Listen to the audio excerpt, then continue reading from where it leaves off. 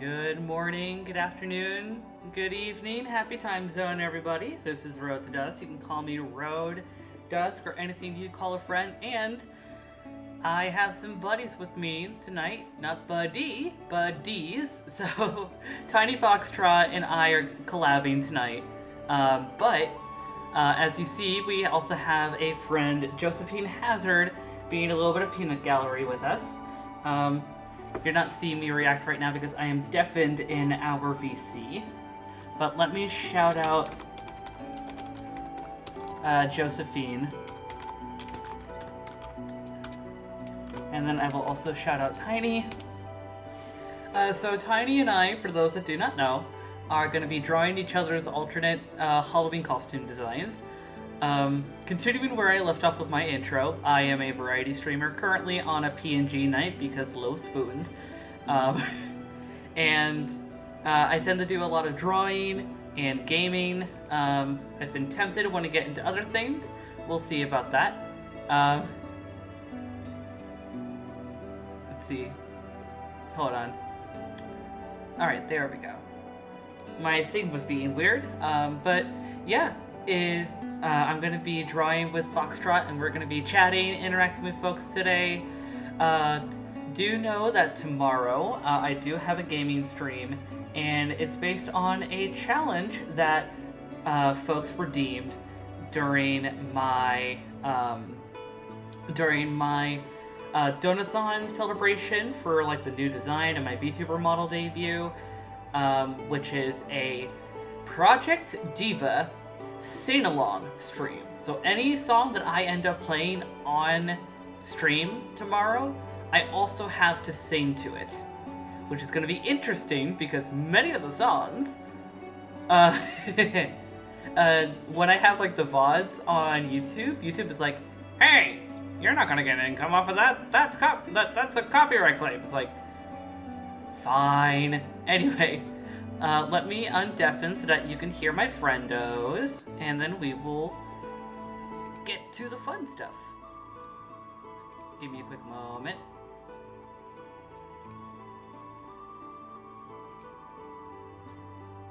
Hey, hey. Why is my air server... Why is my air server being weird? Come on. Oh, it's because I forgot to actually connect the mirror play on my tablet's end. There we go. That's the ticket. Okay.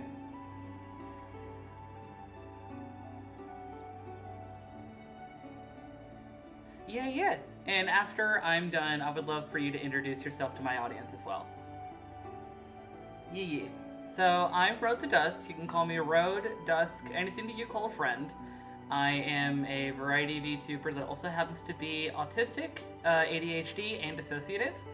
I am an ESL tutor, so I like to give factoids about all the above that I just mentioned, and then some.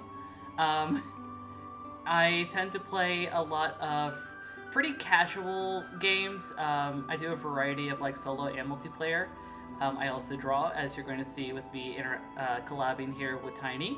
If any of that sounds like your cup of tea, please feel free to stick around. I'd appreciate the company.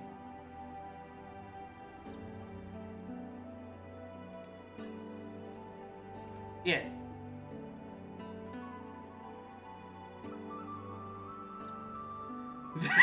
See, it's funny how you mentioned that because one of my IRL friends, who's also a streamer on here, she's like my literal mom friend. She is old enough to be my mother, and she calls me Rody.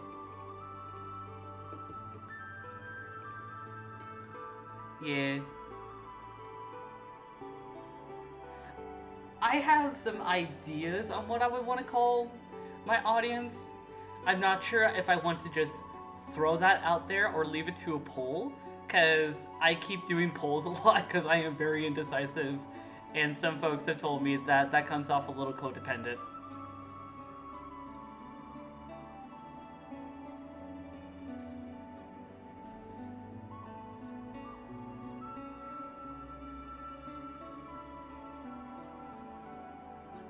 I mean, I think the comment that I think the codependent comment was namely because of the frequency of how like the frequency of polls that I've done recently in server and on Twitter related to like, hey, what do folks want to see? Like dates for like certain things and things like that. It feels like a lot at once, and it can come off a little monotonous. I think that's what they were trying to mean.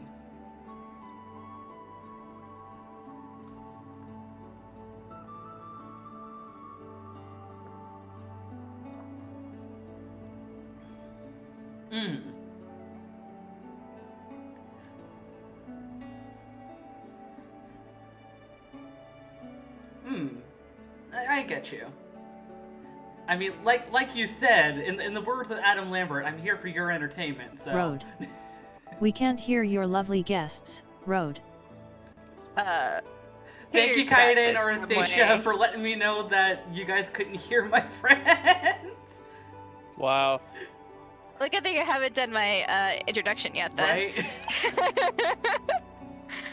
Right? Or I guess my harsh, scathing comments on me. I mean, they probably got us a lot. Like, yeah, Tiny, I can't believe you said, like, so much hateful shit. I know. And you'd have to come to my stream to see it. Yeah. Hey, if people are on the computer, they got 2 tabs. Let's fucking go. Also, please be sure to check out TinyFoxTrot if you can. They're finishing up a follow-thon because he recently just came back to streaming, so give her some love. Thank you. That being said, hello everyone, my name is TinyFoxTrot. I go by whatever pronoun, I don't care. As Red has said, I'm currently doing a follow-thon. This is day 6. It ends tomorrow.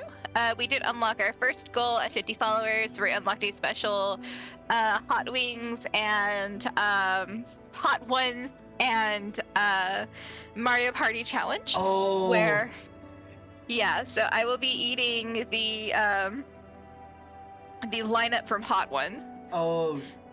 While playing Mario Party. Ooh. But the challenge is going to be, I'm going to set up 3 CPU on easy, and I have to lose. Like, I can't win, I have to lose. Yep.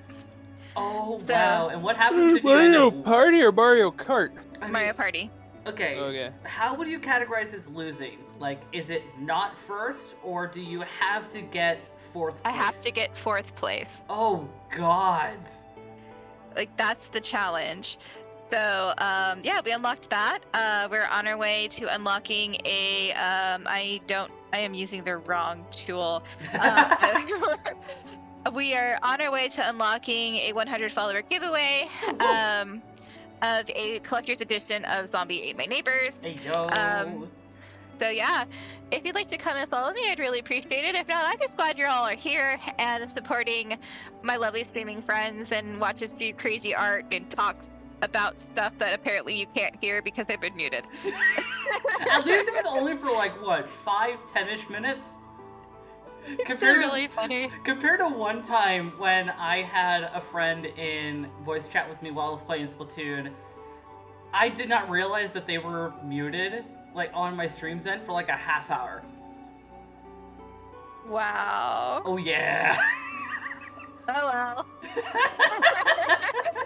well. We're not perfect. We are humans. Oh, God, so now I'm fucking hearing Hannah Montana. Shut the fuck up. God. What? Damn it. For the Nobody's Perfect, I hear, like, from my peanut gallery, Nobody's perfect! Oh.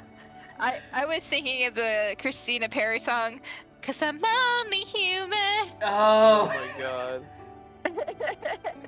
Oh man, that takes me back. We're dating ourselves. What do you want from me? What do you want from me? There you go.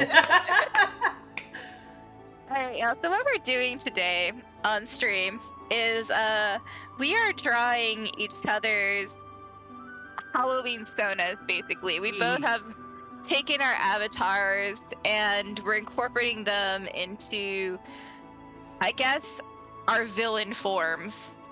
for Halloween. Yeah. I'm drawing Road, and Road is drawing me. And Road thought ahead of time and did a sketch, and all I have is a mood board. So I'm doing the backdrop. Yeah. So, do we want to list off like the inspirations that we got for each other? Yeah, absolutely. Go for it. Okay. So, what I took for inspiration was, who here knows the Dot Hack series? Oh God. You remember Adelie from like the movie version of Dot Hack GU when she was infected by Ida? Yeah. I have that as one of my inspirations, as well as the Cordyceps zombies from The Last of Us and Parasect from Pokemon. Oh. Oh. I'm excited. It's really simple. It's not nearly like... It's not going to be like bloody or gnarly, but there's still like bits of inspiration from those. Yes, I'm into it. As for mine, when we were first talking about it, because a lot of your concept is around like astrology and dreams, right? Yeah. So I was thinking, like, wouldn't it be cool if you were like a wizard creature that what you do is like consume dreams? And So effectively like a Baku. basically, yeah. And you go around and just corrupt people's dreams and things like that. And what I was inspired by was Devil from Oh, Deltarune! Yeah, so I'm kind of basing a little bit off that concept and the Kashtar that we were talking about earlier. Oh, the Kalishtar from D&D, yeah. Yeah, kind of like this dream folk. And also a bit of the Rococo circus style. Ooh. So that's what I'm kind of going for, with kind of colors and things like that, and just ideas. Because like when we first told me about it, I was like, oh, I have an idea. I'm super excited. So I'm not gonna do line art because like I said, I did not do a pre-sketch, and the fact that you did, I was like, that's a good idea. I'm gonna do a certain style that I have where I color over the sketches. Like I do a cleaned up sketch and then I color over it. Yeah. But that'll save me some time. Yeah, no, do what you need to, hun.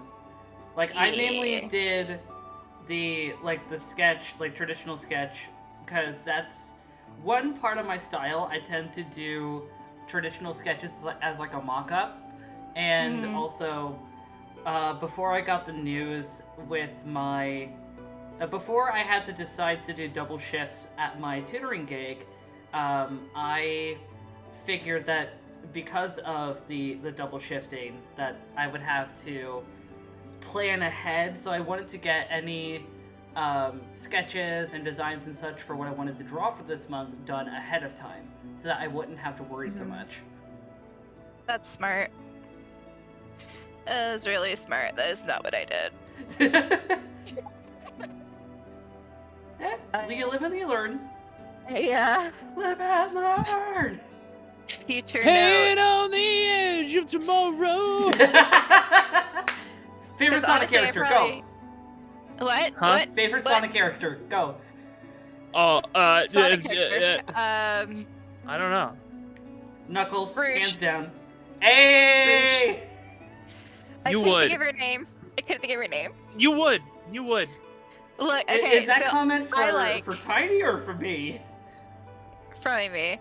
Spalding says Shadow. I mean, what shown is, which is Venice Age. They choose Shadow, but they're also a simp. Kissing all by yourself, handsome? So I like people's fan renditions of Shadow, but I don't like game Shadow. That's fair. Like my favorite video with Shadow and Sonic was one where Sonic goes up to Shadow and says, "If you don't want to date me, stop breathing. If you really don't want to date me, recite the Bible in Japanese." Oh. And the character starts reciting the Bible in Japanese. Like, is that really the Bible? And are you not breathing? You could have just said no. It was so funny to me. That, wow. Yeah, it made me laugh. I was like, that's hilarious. That one and the power bottom animation for Game Grump. Oh, God. Oh, Shadow has so many mandates from Sega on him that he's rarely used in the comics and shows. Oh. Ooh, wait. Yeah. So, my favorite is the Sonic Twitter. They'll do the actual voice actors will do just a bunch of like Q&As. Mhm. And it's the joke is everything they say in the Q&A is canonical. So, boy. it's canonical that Shadow is a weeb I because they can see it. talk about anime and his response was I like the one with the edgy schoolgirl and the scissor blade. Oh, fucking Kill la Kill. It's like Shadow's a Kill la Kill fan? He would be. I could see They that. had a death battle, by the way. That's Oh. amazing. Yeah. I love Death Battle. Apparently, there's a one being made right now: SpongeBob versus Aquaman. Wait, what? SpongeBob would win. I don't know, man. I give up on reality. Some of my Well, favorites back in the day were like Solid Snake versus Sam Fisher, because you know my boy Solid Snake's gonna win that one. Oh yeah, hands down. But seriously, back to the Aquaman versus SpongeBob. But seriously here. SpongeBob would totally win that, because he's too dumb to be affected by the sonic rays, and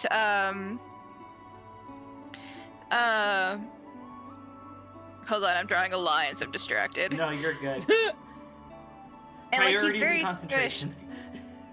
Yeah, and like, you know, so he's too dumb to deal with the sonic rays, and if like Aquaman punched him, he would just take it.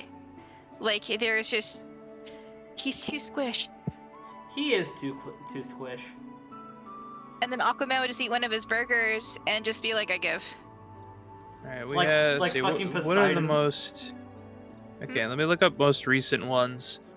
So they're gearing up for the Aquaman versus SpongeBob. They had Trunks versus Silver the Hedgehog.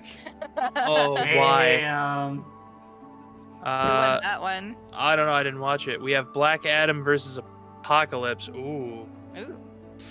I'd have to give that to Apocalypse, honestly. James Bond versus John Wick. John Wick. Woo! That would be an epic battle, but it would go to John Wick. I'm watching this right now. Oh my god. Tell us the thrilling conclusion. Commentate it for us like you're a flippin' sports and- anchor. And the images they got for them, obviously, like we all know who John Wick is, it's Keanu Reeves, but the other one is I don't know his name, but he was the most recent James Bond. I forgot.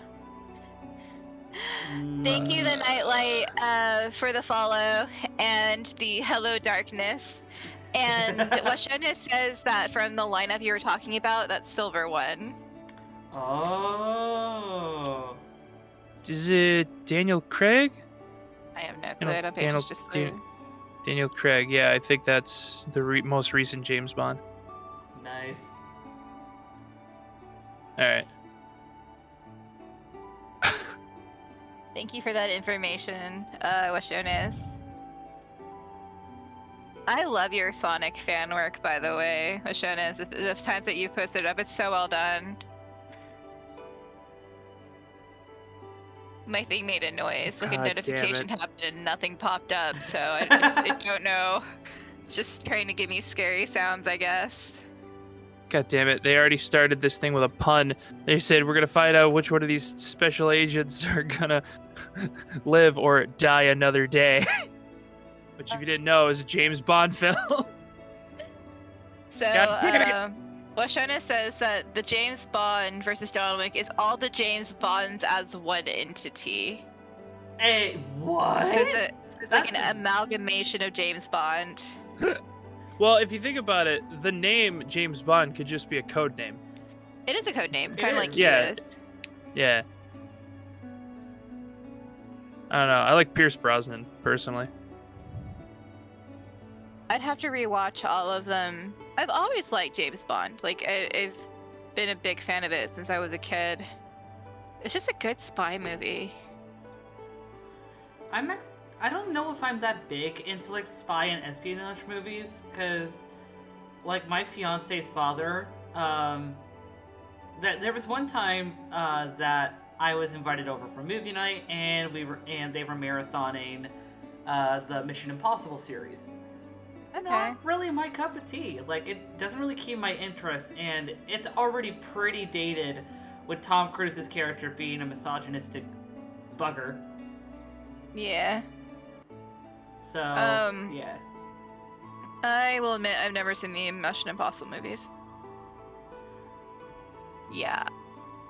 So that's a piece of film that I've never watched. So, fun fact about me, my dad had complete control of the TV growing up, and he actually child locked a lot of channels because he wanted to be the only one to be able to watch the TV.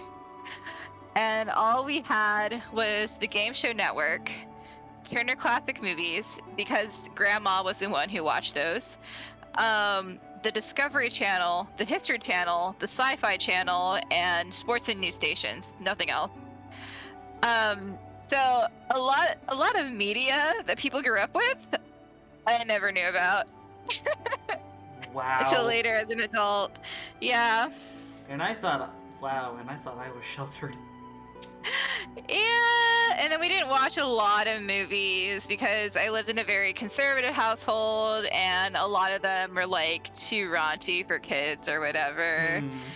But there was like one time, so my mom was more lenient, and we went to go see, I forgot, I think it was supposed to be like Spider-Man, and my brother and I didn't want to see it. We wanted to see Alexander the Great.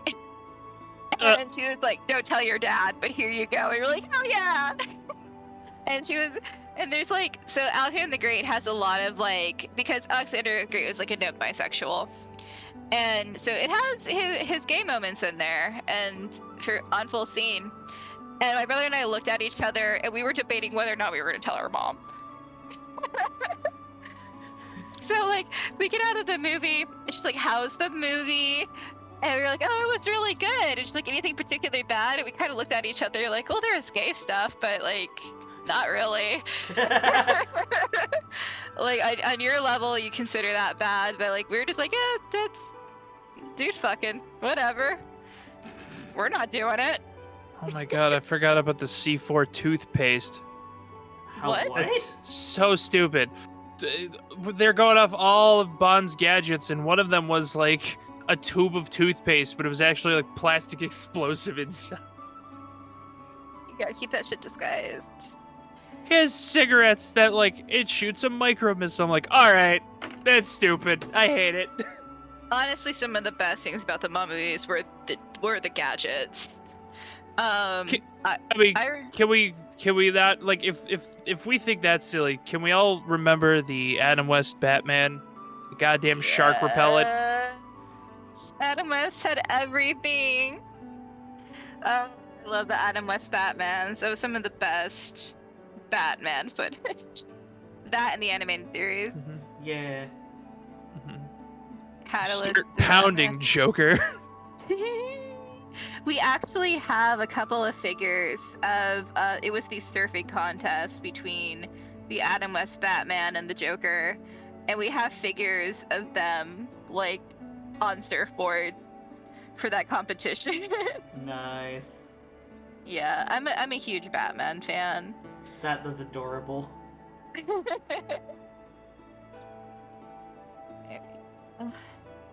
Then let's see here.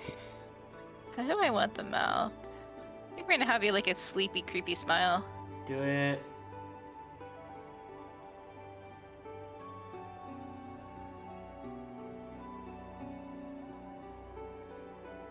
By the way, Washonis, how are you doing today?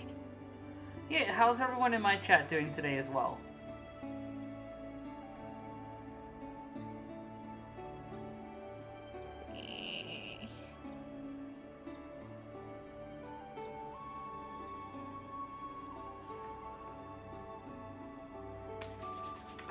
am excited.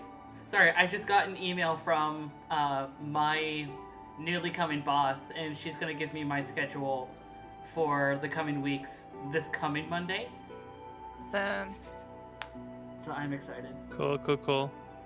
I'm gonna frame another one of my drawings and put it up on the hall like a mad lad. That's awesome. Hey, noise. I love your artwork. I still have the artwork that you gave me from when you were still completing your bachelor's. It's currently hanging in my hall of art. That's adorable. That is adorable.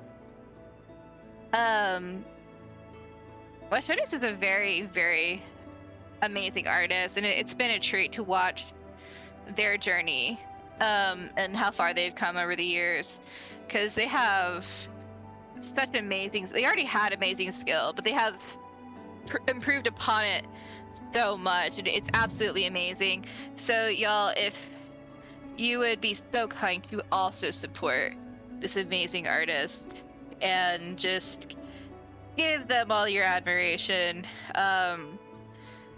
you can go to my Twitter, Buttered popcorn. and I'll post them up. I'm also procrastinating writing.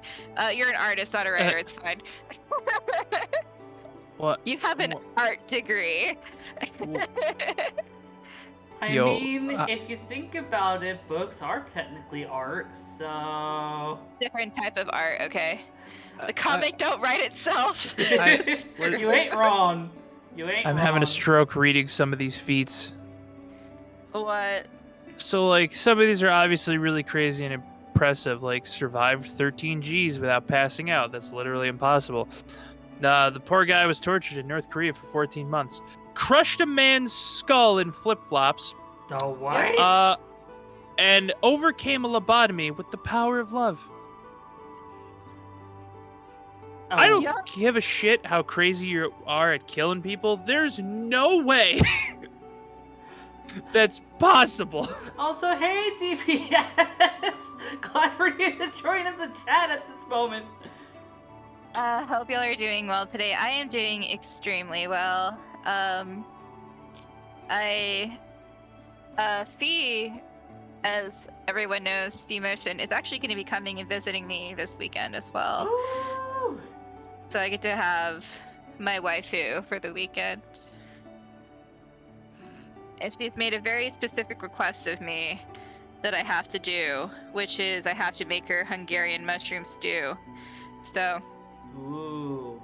Power of friendship can beat anything, I'll be including but doing. limited to death in God.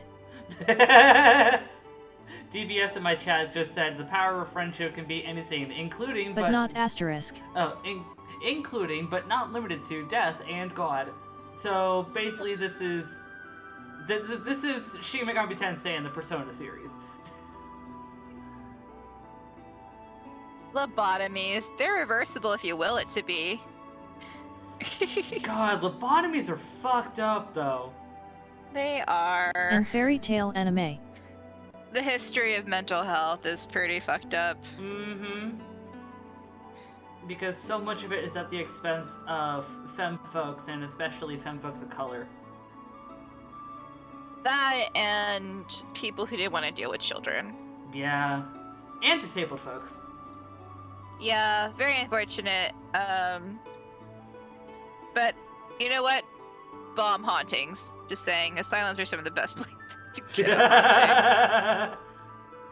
As terrible as that is, it's true. But yeah, it's still fascinating, and we've definitely come a lot further for it, but it's still You know what? absolutely. I want to change terrible. my music to something a little more spooky. Let's see. What do I have here that's spooky? I've been playing Nintendo horror music. See, I use a program called Bardly. It's a free, well, it's free for... Can't be an undiagnosed child without a brain. It's free for 2 weeks, and then you pay like $5 a month, and it is a royalty-free, just a amalgam of really good loopable music. Namely, namely set for D&D podcasts and D&D immersion, but they are open to people like using their content for basically anything. I thought you didn't update. Hold on. Uh-oh. What happened? It's on yesterday's loot message instead of today's. Oh. Here's some spoopy music. Let's fucking go! So, while I'm watching the John Wick section of this, I'm reminded that if I ever watch any John Wick movies with my partner Also, Alana, Hello Road, I Slime apparently Mill, she's a new already person. given me a warning that I Mhm. have to be careful. And the reason is she likes choreography. Ah. And she likes So the nerd. choreography in John Wick so much that it's kind of a thing, if you know what I mean. Oh. Also, I thought you were just gonna get lectures because every time I watch any movie that has to do with history, I get a lecture from my partner. Oh, are they a history nut? They're a history major. Oh, nice. Also, DBS. Popping- Yeah, this is Josephine, and this is our friend TinyFoxTrot. They really with like their throwing Halloween design. hands. Yeah. Sorry. No worries. Popping in to remind TinyFoxTrot that she's an amazing person, adorable being, and a mega cutie that is always a joy to see. Thank you, Zelda. Thank you, Zelda. I love it when you pop into the chat. How are you doing today? There we go. Drawing your little funny hat here. Make it a top hat, I dare you. Oh, you know what? Fine. We are going Dapper Jester here. In reference to top hat. No, I have a better idea. I have a better idea. Whatever it is, do it. Let me just sketch in your hat, and then I will sketch in what I'm gonna do. Fuck yeah.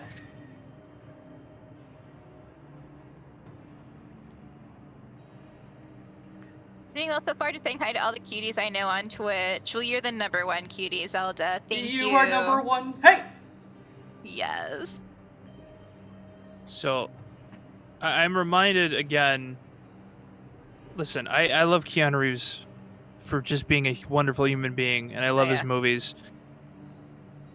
He is a terrible actor. Oh hey Tiny, I didn't not. recognize you since I I've think never he's a seen really your bad stream model actor. before. I think he's typecasted, but I don't think he's a bad actor. I feel like it's a bit of both. He's not the worst. He's not terrible, but like there's some of his movies I'm like, all right. I feel like it's a mean, bit of both. I feel like he's typecasted, and because of that, he's never really had an opportunity to grow as an actor. We haven't really been able to see his true potential because of the Why fact you he is think he typecasted. bad actor? That's true, because, like, if you take freaking Robert Pattinson, who is... Okay, hold on, I get it. We all know him for Twilight and being Cedric in Harry Potter. But did you also know he was in the movie The Lighthouse? Yep. He's also the Batman. Well, I haven't watched that one yet. But he did really well in The Lighthouse. I had no idea that was him. Also, besides being typecasted in the roles he is, apparently he's got a typecast for a name. How many characters does he have named John? It's John Wick, John Constantine, Johnny Silverhand. Like, why? Why is it John? Why is it always John? Because To make you ask questions. That is the fault of the people who produce those movies. Yeah. He's typecasted for it. Also, I feel bad for, like, I think it was the third John Wick. He barely had any lines. Like, why? He had, like, almost no dialogue. I feel like one of the biggest things with the John Wick series is less John about Wick is a JoJo. dialogue and more about, like, the story and the choreography. Also, DBS says John Wick is a JoJo! He really is! He is. How dare you? There's a reason no one could kill him. No one can see his stand.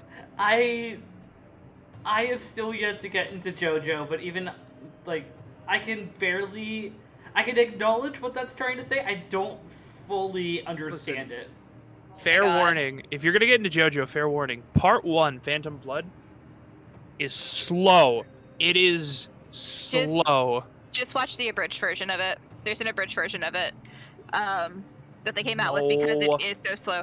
No, the abridged version gets the point across. Like, I there's know, but so much- like, you might as well just like bear through it because it's still good, but because there's still really good characters in part 1 and part 2. Obviously, like literally from part 2 and on, it gets crazier and crazier and crazier, and it's yeah. Look, just amazing. I mean, nothing can be as slow as Dragon Ball.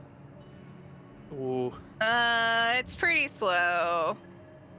It just okay. So like, there's reason for it because it's establishing. Well, first off, it was his first, iteration of JoJo. Yeah. And So there's a then lot of world building that has to be established. Yeah, but it also establishes kind of the entire background to the entire story because it is all about these two people and their bloodlines and all that. So I mean, it's worth experiencing, but you don't need to watch the entirety. Like, honestly, doing the abridged is just as good. Popping in to remind Um, everyone that you're all it just cuts amazing out a lot of people, the fluff. adorable beans, and a bunch of cuties also. Jonathan is best JoJo. It still gets the point across. Yeah. Also, Zelda just popped in to say, popping in to remind everyone that you're all amazing people, adorable beans, and a bunch of cuties. Also, Jonathan is best JoJo. I'll fight you on that one. It's Jotaro. Jotaro says Bundo. Josuke. Joseph I is do better. love Josuke.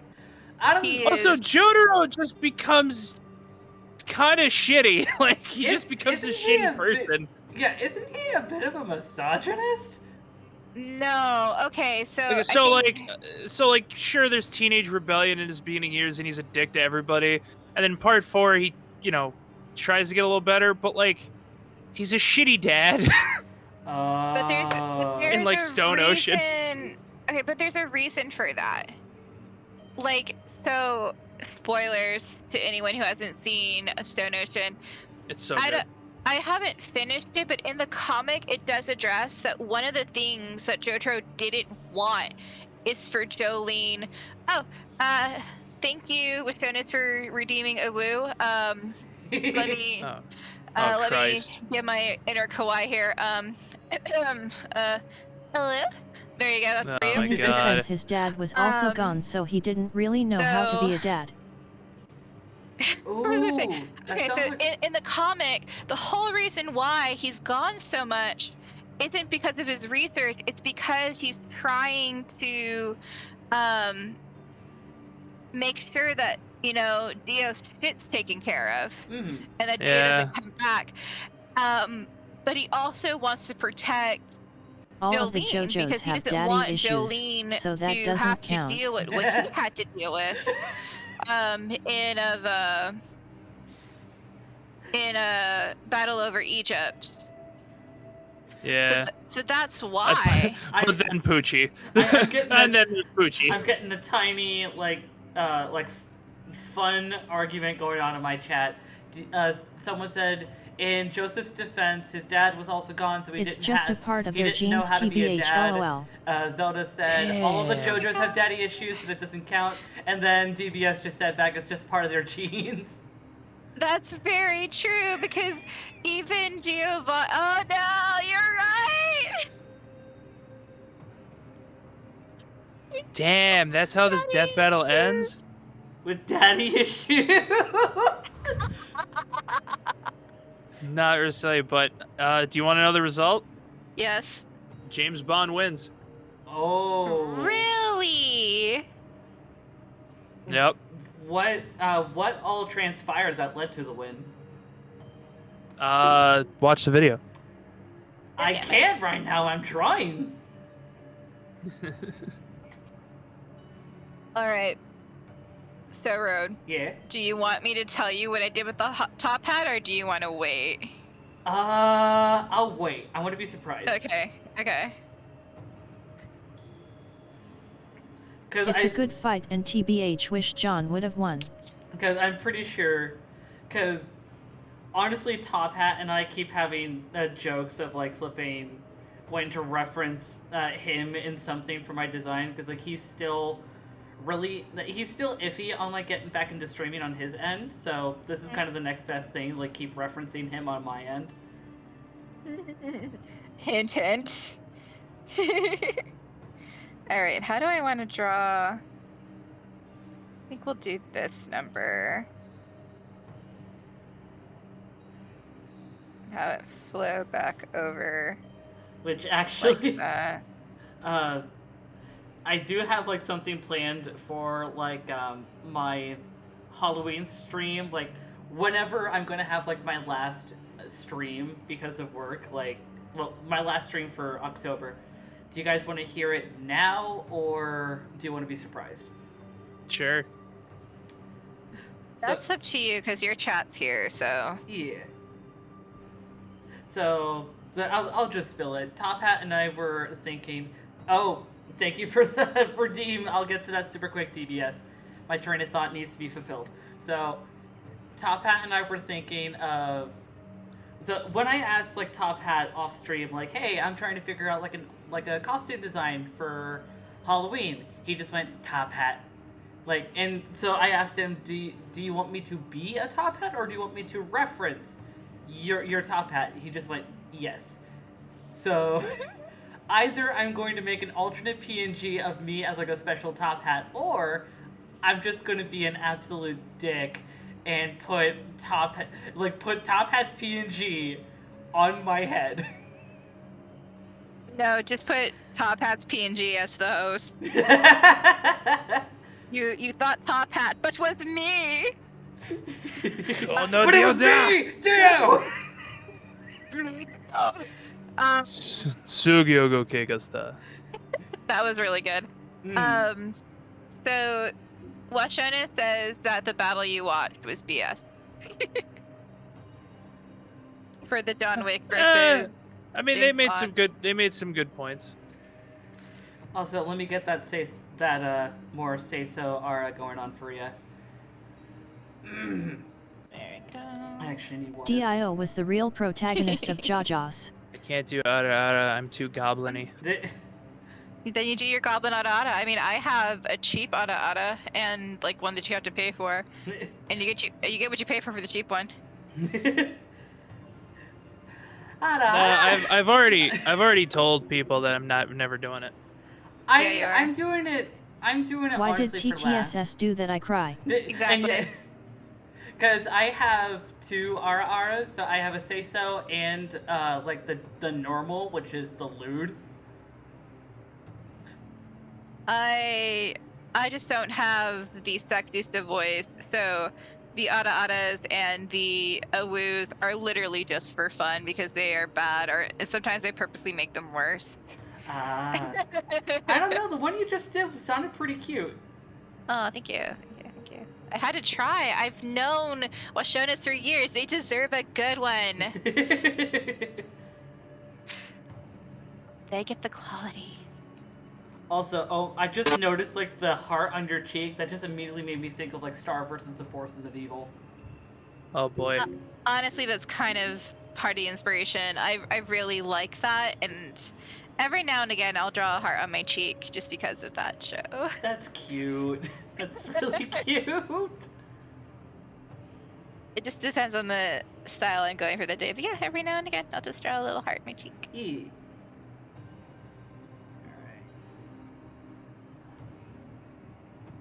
Alright, It's her own So, version of the I don't think I JoJo told you all. birthmark. So my room. So Sorry. what do you think? What's so funny? What's so funny? No, Zelda wrote, because of the comment of like the heart on the cheek. Zelda wrote, it's Tiny's own version of the JoJo birthmark. Yeah, like Owl House. Maybe. I mean, Oh, did somebody say JoJo? play it. Yeah! I love the Pillar Man song so much. It's my favorite. It goes hard. Okay, so have you seen the My Little Pony Friendship is Magic version of JoJo? I hate it. I hate that you said that. I love it. So it's all of the The what? My Little Pony human forms, but they're all just really buff, dramatic JoJo-esque characters, and they all just do these very, very dramatic, just JoJo moves, and it is the I need best to thing see in the this. world.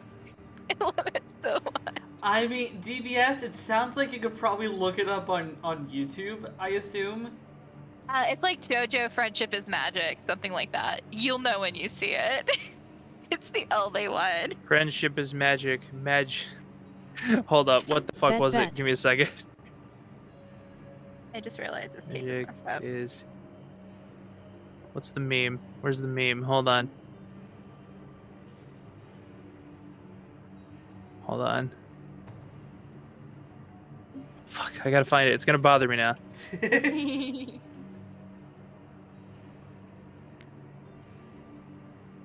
Ah, yes. It's the Warhammer meme. Friendship is magic, but magic is heresy.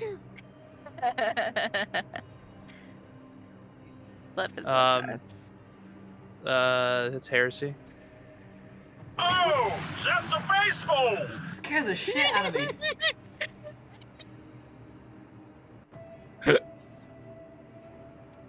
Okay, so the other amazing thing about JoJo Yes, Is yes, the yes, yes, English? yes, yes, yes. Yeah. and what we just heard was from Battle Over Egypt, where Jotaro is this is how much of a JoJo nerd I am and exactly where this is. I It's fucking love playing you. a video game, and it's a baseball game, and that's how it sounds when it's in a game. It's Oh. What was that? Oh, what was that Mr. pterodactyl Joestar. screech? Oh, Mr. Joestar. Joestar. Open the game. How can we also forget old Joseph? Son of a bitch! Son of a bitch. Oh my god! He has the best line. I will never forgive the Japanese. Go. Oh my god. And then immediately cheats on his wife with a Japanese woman. Anywho, I Yeah, am fucking confused. You don't worry have about it. to watch That's how it. Josuke, the best character, was born. Yeah, you just have to watch Actually- it to understand. No, you know who the best character is, Tiny? Who? Okuyasu. Yeah. He's so dumb. He has literally the most overpowered stand, but he's too stupid I'm to a be cosplay young overpowered. Joseph than old Yeah, Joseph. and that's actually pointed out in the show Yeah, by it is. Josuke. He's just like, he has one of the strongest stands, but he's just too dumb. Zahando! Though, freaking... I love Rohan. Bro. There's a special place in my heart for Rohan. This is all JoJo. You've gotta watch it. It's so good. It's so All right, good. next watch party, we're forcing Ro to watch all of JoJo. I would The be down All for that. of You JoJo. are streaming early. All of it. Listen, we have to at least get you all the way up to Golden Wind. No, Celine. at least that's way too long because This Okay, just evolved Diamond is into a Unbreakable Jaja is stream very, LOL. very long. Diamond is Unbreakable is just Persona 4. A bunch of teenagers are trying to solve murders. Ooh, Chef's Choice trivia and full care package. Thank you so much, Celine. Okay, so Nice. Also, if y'all do a watch party, I wish to join. Factoid. What a good factoid. Okay. Here's a dissociative fact for you. There is a difference. Technically, the term alter can be a catch-all term for alters or headmates in a dissociative system, but it can also be used for a specific person or a specific identity that has its own likes and dislikes. An alter in the general term that is more akin to a headspace and doesn't have a full sense of what we would consider individuality, such as likes, dislikes, pursuits, things like that, is known as a fragment. What he said. Very, very interesting. Let's see. All right, more JoJo facts. Yeah, mental health facts. Yeah, fuck him. JoJo! No. We just we don't know how to contribute to that conversation, but we know how to contribute to JoJo. No, Today I learned. You're good. Fucking. Yeah, that was very interesting. Thank you for sharing. Yeah. Yeah. Jajos is the only mental health you need. LOL. DBS just said JoJo's the only mental health you need. I mean, we can talk about something else. Like I said, I'm a huge JoJo nerd. I love JoJo. So. Oh no, this is awesome. I love hearing you guys info dump. So Lisa, what was your reaction to her? Wait, who? Yo, why is she kind of bad though? Right. Oh, fuck me sideways. The language roulette. Fuck. Hmm? Celine, you redeemed the language roulette? How could you? What does that mean? What does that mean? I have to talk in a different language for 5 minutes. It cures What? depresso with CA Hando. What does that work for us, Celine? Road and others Well, often I use guess I'm tone pulling up indicators Google to better Translate. understand what Yeah, emotions let's people try to are figure trying to out portray. What road is? Please remember to use tone indicators to ensure you are understood. Road. For example, Say that right. /G means genuine tone, /J means joking tone, /HJ means half joking, /SRS means serious, I think /NM that's means not mad. silence. I think we got that one. That seems to be American Sign Language. Spanish? I thought you removed that. Dusk is an amazing So person, rude on the adorable spot. bean, and a big cutie How about this? /G/SRS. What's your favorite cake? Es tiramisu. Okay, it's tiramisu. I got that one. What's your bedtime routine? True, Zelda. And now a mute. X3. De mierda.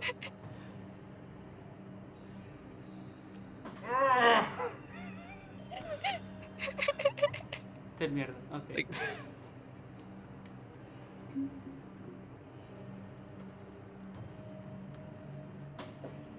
Okay.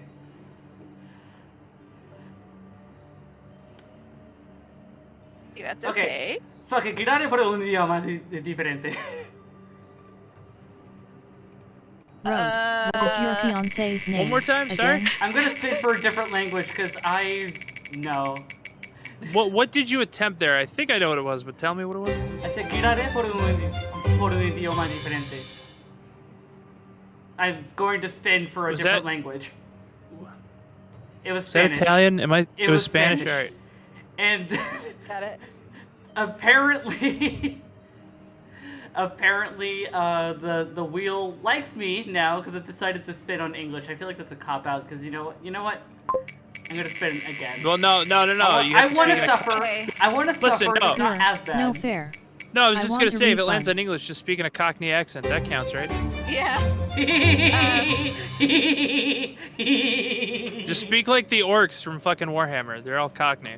Or just talk Mom, about like fuck my- Midwestern. So what's funny is Sage caught that you were Okies, speaking brain Spanish. You said it sounds so good. fast, I didn't catch it. Because Sage goes, ¿Hablas español? Man,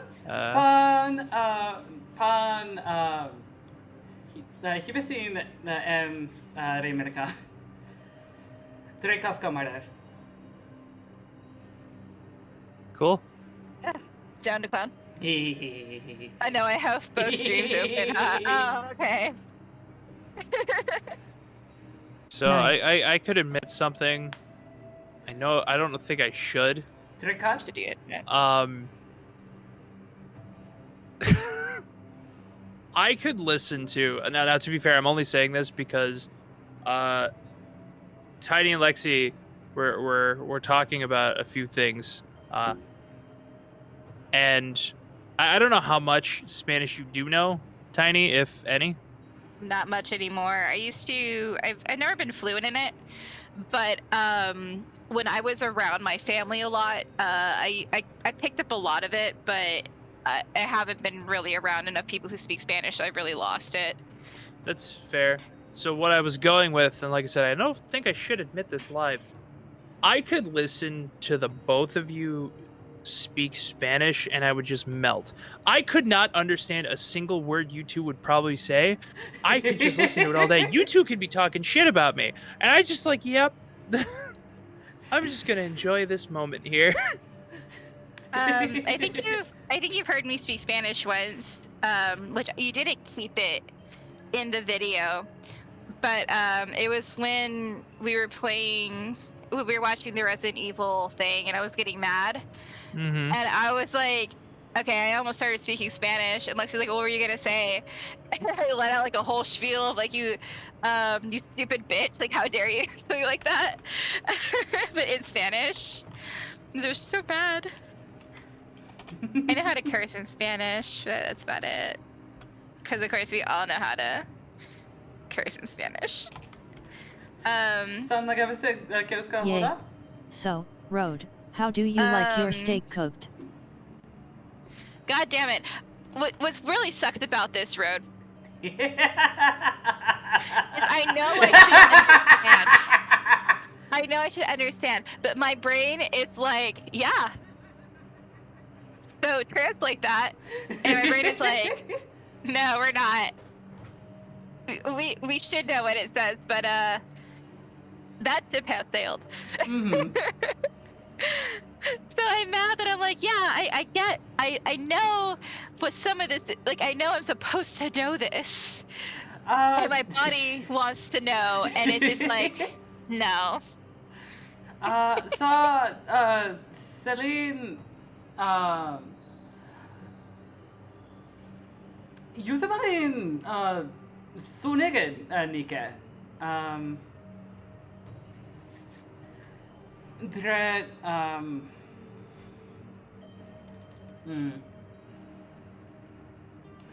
Kajo Dread, Hasarna Marer, ni,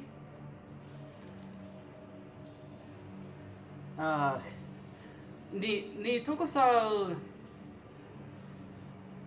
Aribariki, Tine F. Funny, si, Geet, ni Tokusal Geet, Hasarna Marer, like met,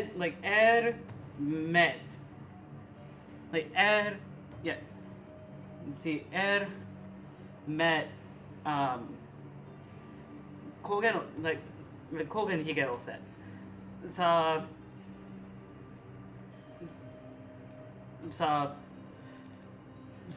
There's so Just realized this leg is very funky.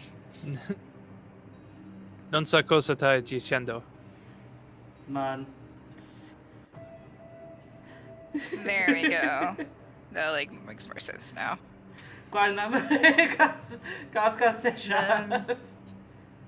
This one also is a very funky leg. Just gonna do my own thing, guys, because I don't know what's being said anymore. So just gonna adjust my fucking leg that's on my drawing. Mi siedo che ascoltero. So yeah, I just deleted my leg.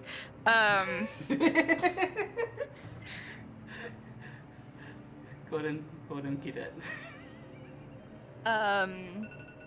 Okay, that was 5 minutes in my com lane. Perché dovresti cancellare tu gamba? Time is up. Look, if you guys want to Road. hear me speak Spanish, I'll just have to pull something up because I can read it. But I'm speaking Italian.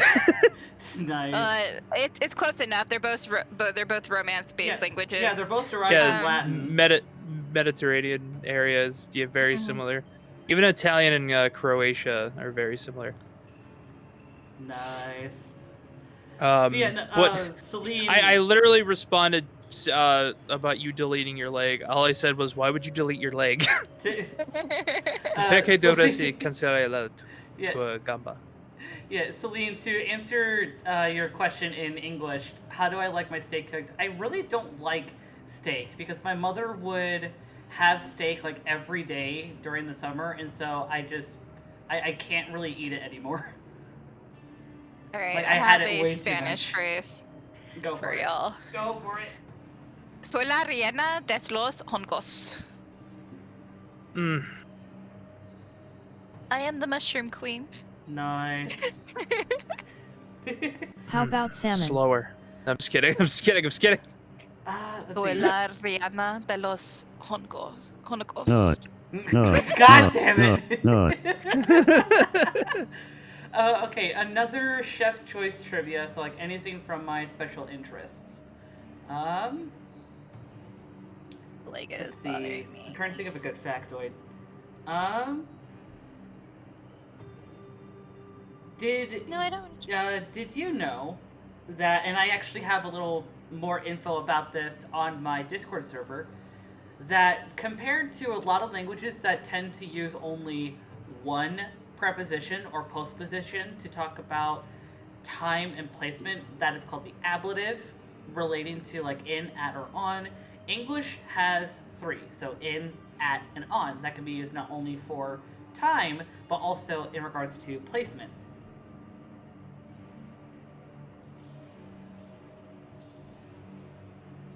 The silence. Sorry, I'm trying to fix this fucking leg. No, you're good. I know it bothers me, and I'm trying to figure out why. To make you ask questions. Interesting. No kidding. Like, how does anatomy work?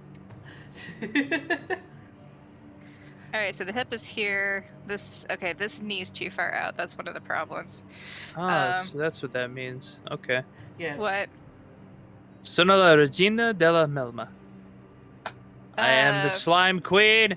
I was gonna say, you are, and then you translated it. Oh, I am the slime queen. that does remind me. What I asked you earlier, Josephine, in my con lane, I said, so you just like accents. You get off to accents. Certain ones.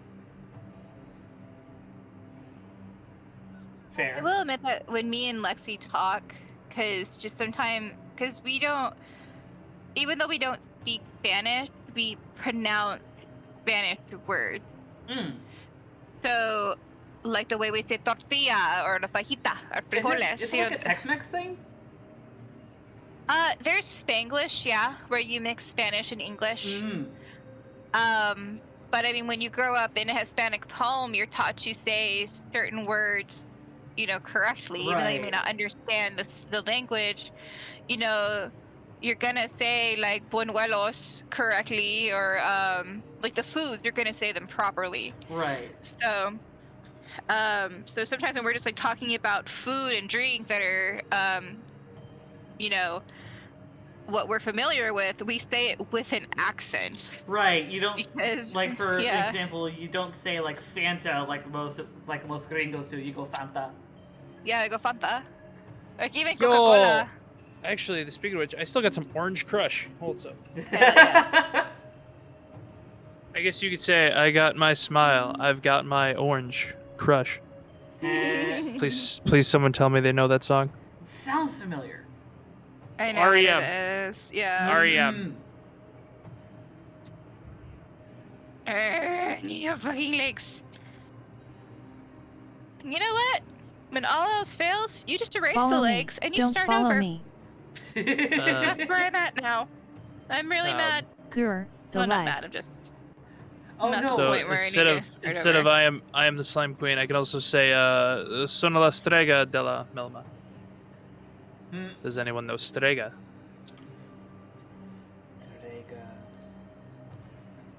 Hey Rose, I'm not paying pop, attention right now, so soda, or don't fizz a call on drink. me. Teacher, I am not. Don't make me. Don't Slime call on me, wish. teacher.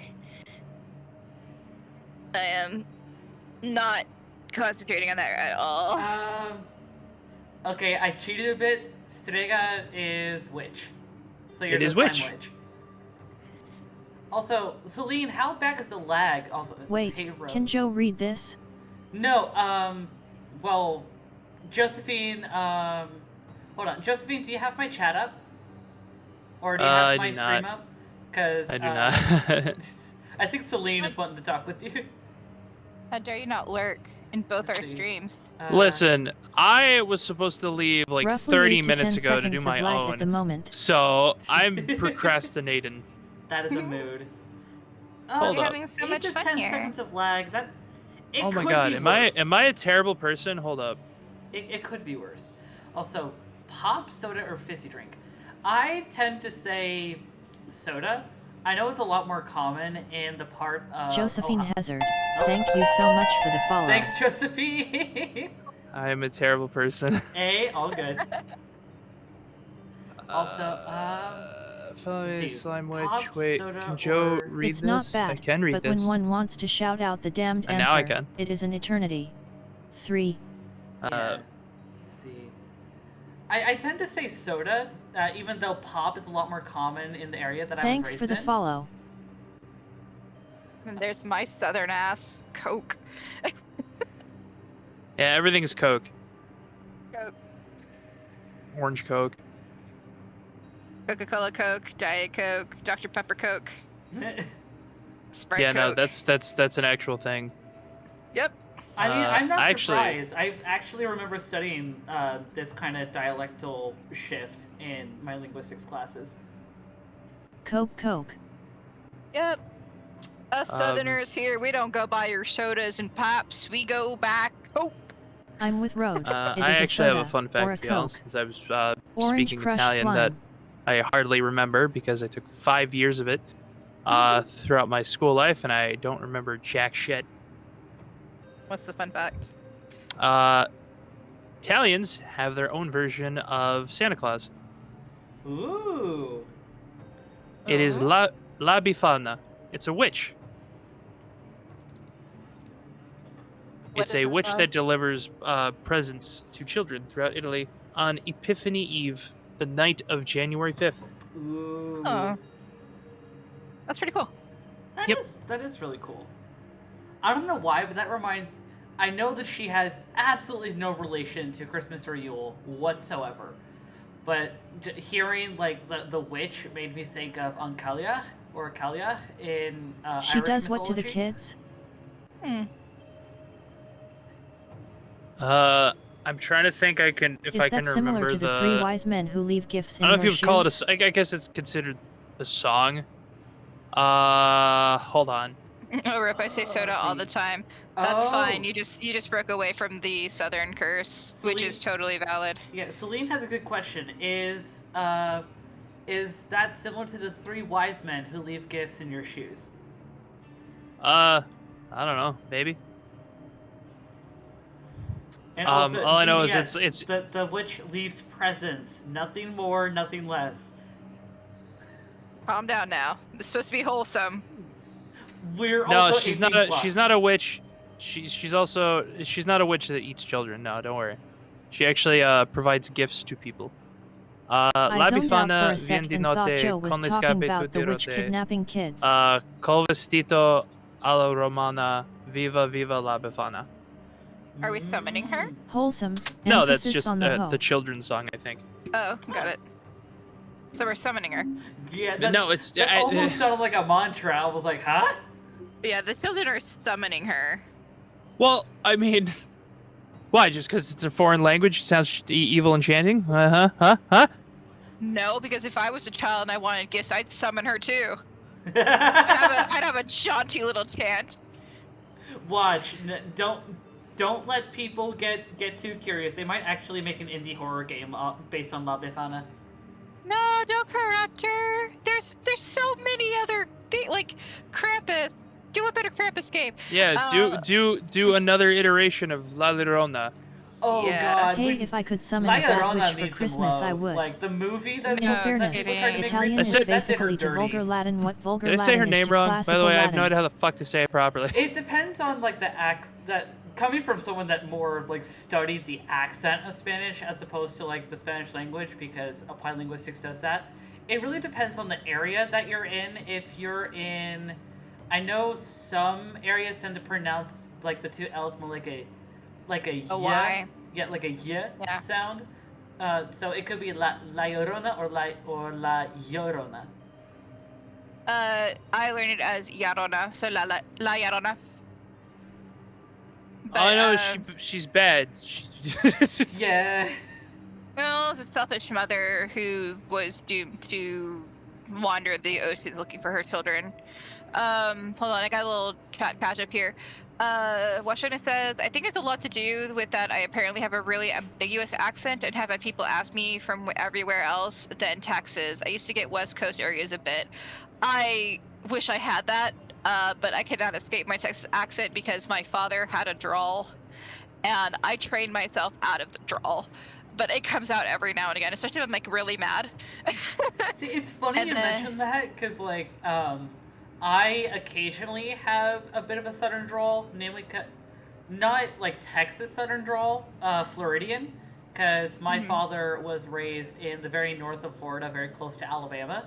So, like, when we were living in the Midwest, like, for the most part, he learned how to assimilate his accent, but it still comes out when he's, like, super passionate or pissed about something, and I picked up on that. Nice. Yeah, I'm the same way. Let's see. Fee says Ooga Booga. Good morning, Fee. And Washota says summon the gift witch. Yes. Yes! You have to. Sorry, you can't summon her now. You have to do it the eve of January 6th. But if I keep summoning her, she'll remember me. It's like nagging her. My sister in Morgan, please. I'm packing to head out. All right, be safe. We will see you soon.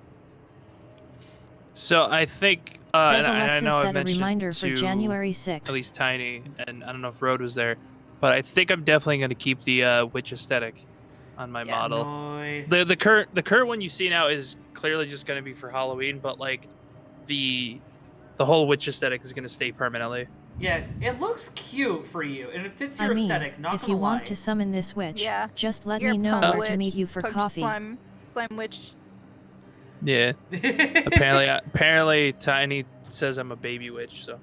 You're a baby witch. I mean, I'm a bit You're of learning. I'm a bit of a baby witch too. Like, it's not a bad term. The main reason the only reason on why it has a bad rep right now is because there were like a small bit of like baby witches, like I think it was like a year ago, that were like hexing the moon and shit. Don't hex the moon, you dumbasses! How dare you? I think this was like right before the pandemic too, so. Listen, don't hex the moon. It'll crack open and Bahamut will kill us all.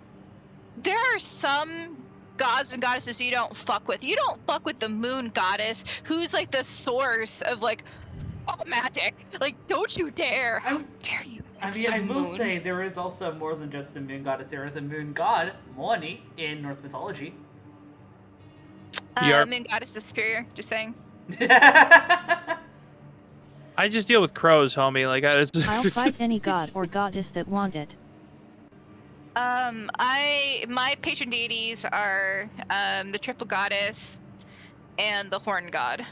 My patrons and matrons are Amma, Breja, and yeah, well, those are my main two. And I tend to also call to Freyr. So I'm Y'all I'm a should all combo hail of Satan. Irish and I can heathen. think of a lot of more fun things to do than fight. Free. So I picked. I think I always had. I realized throughout my entire life I clearly had an affinity for Morrigan. Hell yeah. It just made sense, and I'm like, well, let me look up other Celtic deities, and I couldn't help myself. Like, yo, I like Dagda a lot. Oh yeah, this the jolly, the giant, Dagda, fucking love him. This big ass, jolly ass giant with a monster-sized club and a Oh, cauldron. I can too. I just like It's fighting. just with a shit-eating grin. Oh yeah, the Dagda is awesome. Nowin, she scares the shit out of me. Yeah. Also, Spell I battle find it 3S. funny that the two Celtic deities I picked are husband and wife. Right? And if you It's also like, oh, if you also go with the mentality that the Morrigan is a title and there are multiple Morrigans, the Dagda might be polyamorous. Yup. It fits It's been me so well. destined. Yep, it clearly fits me so well right now.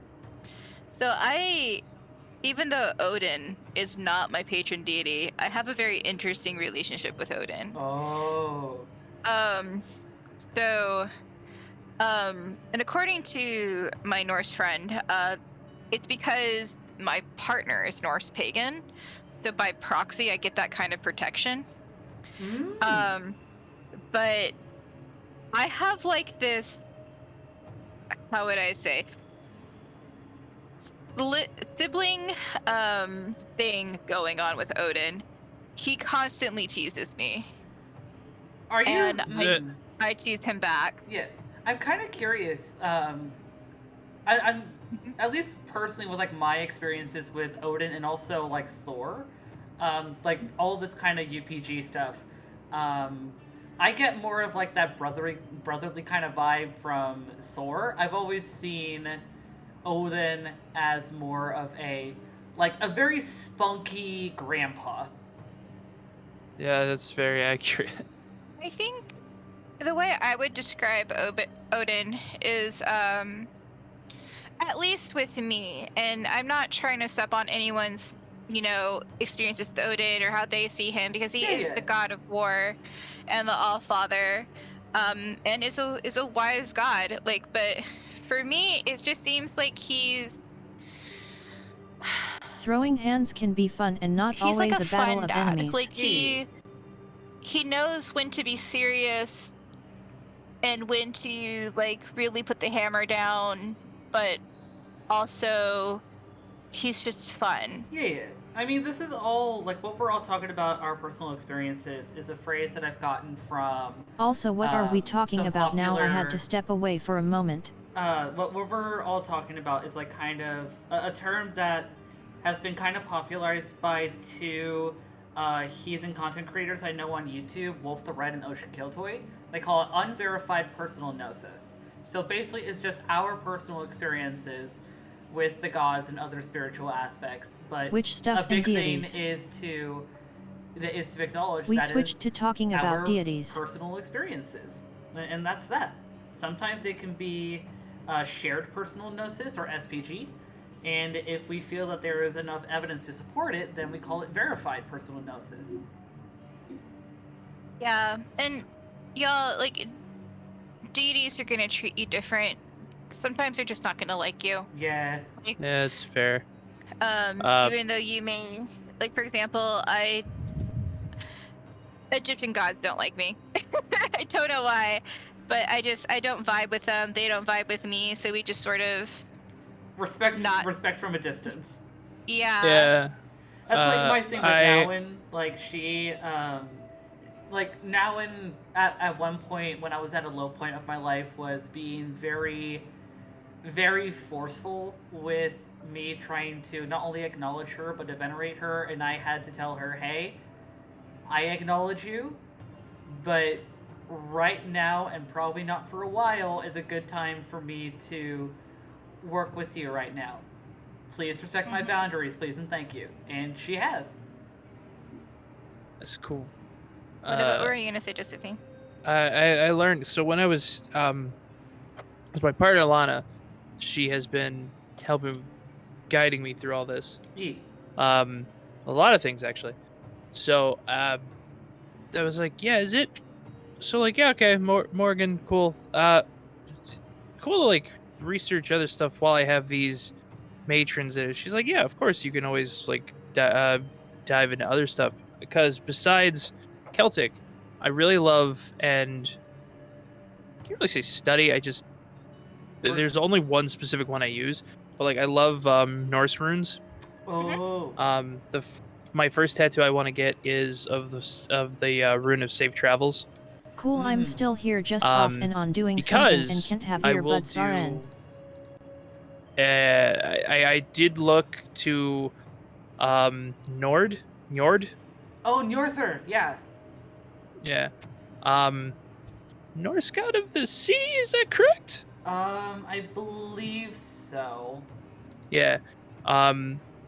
Sailors will, pray to him for safe travels. So I did the same thing a lot.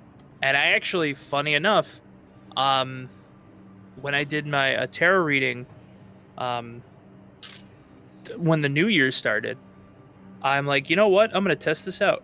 I, asked to guide me on my journey, and I pulled out of a full deck. I want to see if I can find it real quick. See if I have it saved somewhere. Yeah. Out of a full deck, I pulled 3 major arcanas. Hey, yo. Do I have the picture still, or do I have to hold up?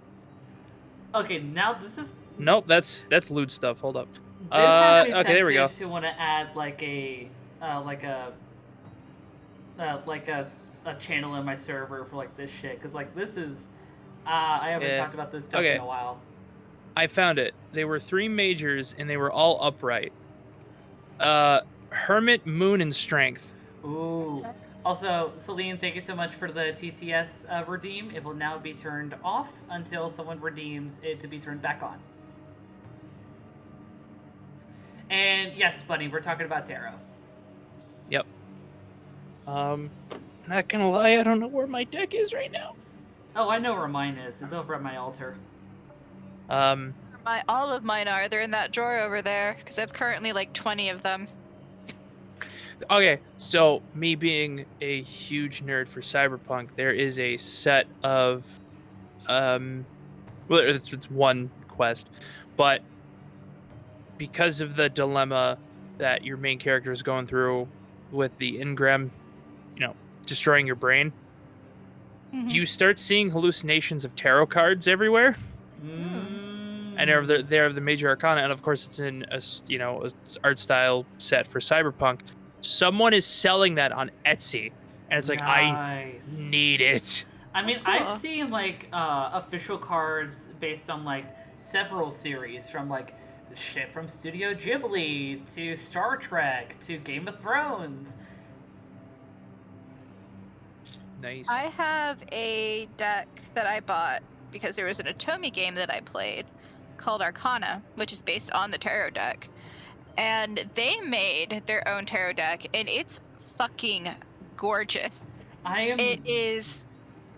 No, you're good.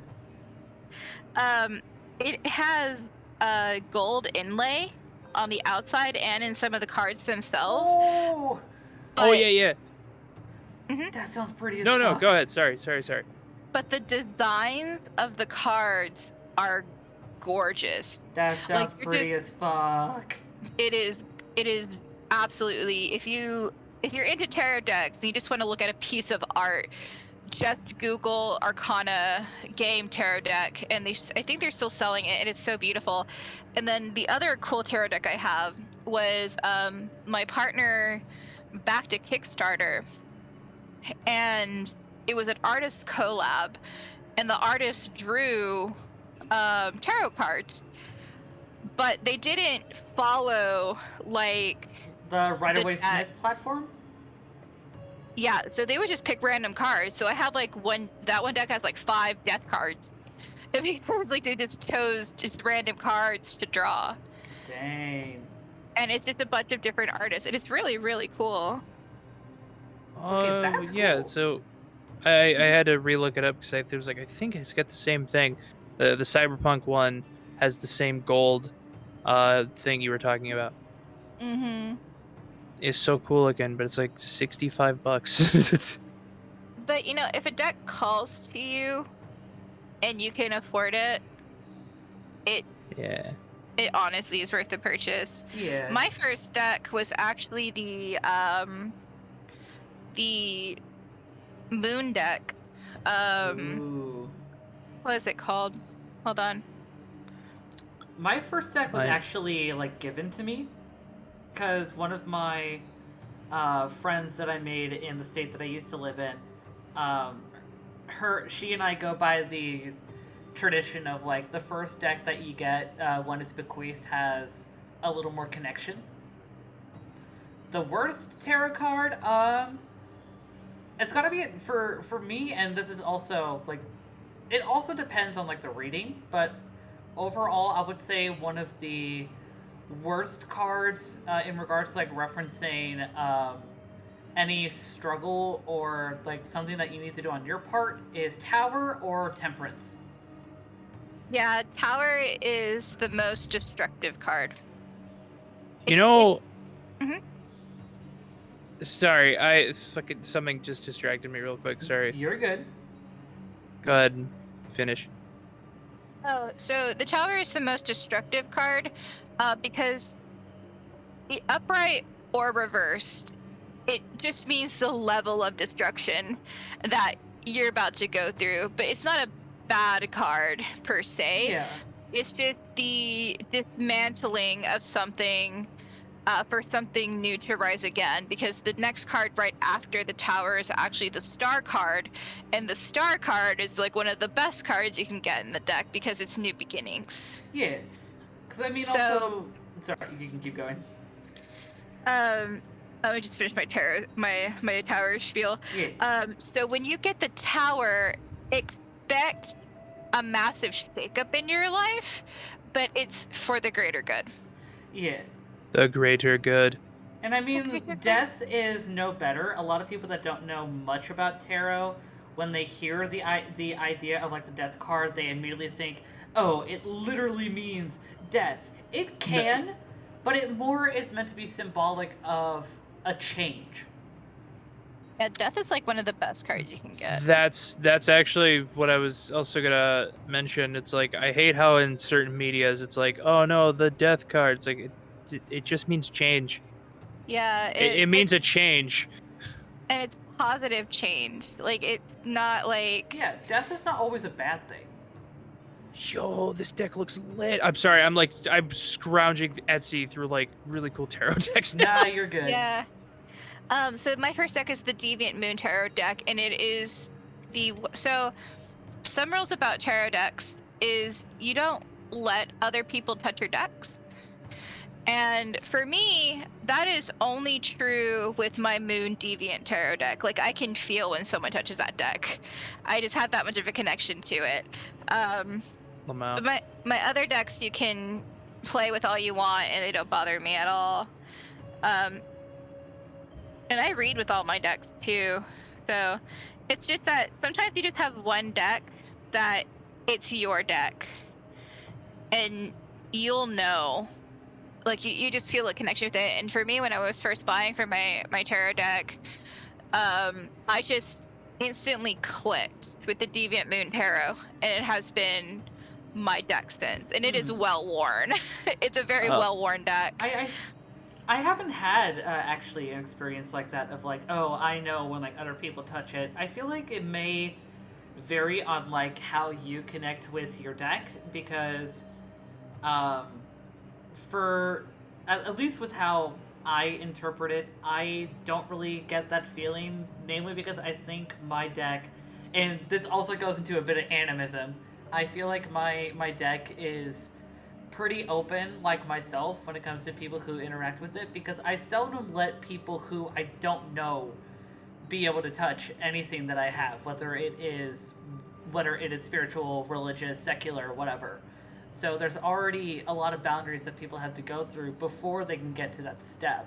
So I feel like maybe my deck has gotten accustomed to that, so it's pretty comfortable when other people touch it. Well, you also said your deck was gifted to you, right? Yeah. That's another reason why. See, because you already have like an open energy with it, and you've kind of trained it to have that open energy. But the kind of issue with that is, I mean, it's not really an issue per se. Like, that's probably the wrong word. That something that can go awry. Not exactly, because some decks are more flexible than others. Like, for example, like if anyone was to touch my deck would go quiet. Damn. And that's because it's the conflicting energy. So, if someone's going to touch my deck, I need to have my deck's permission. Otherwise, I'm the only one who can touch that deck. Because I've had that happen before, where I didn't do that, and my deck went completely silent, and I couldn't get any reads out of it. And it took a while to rebuild that energy. But other decks I have specifically meant for other people.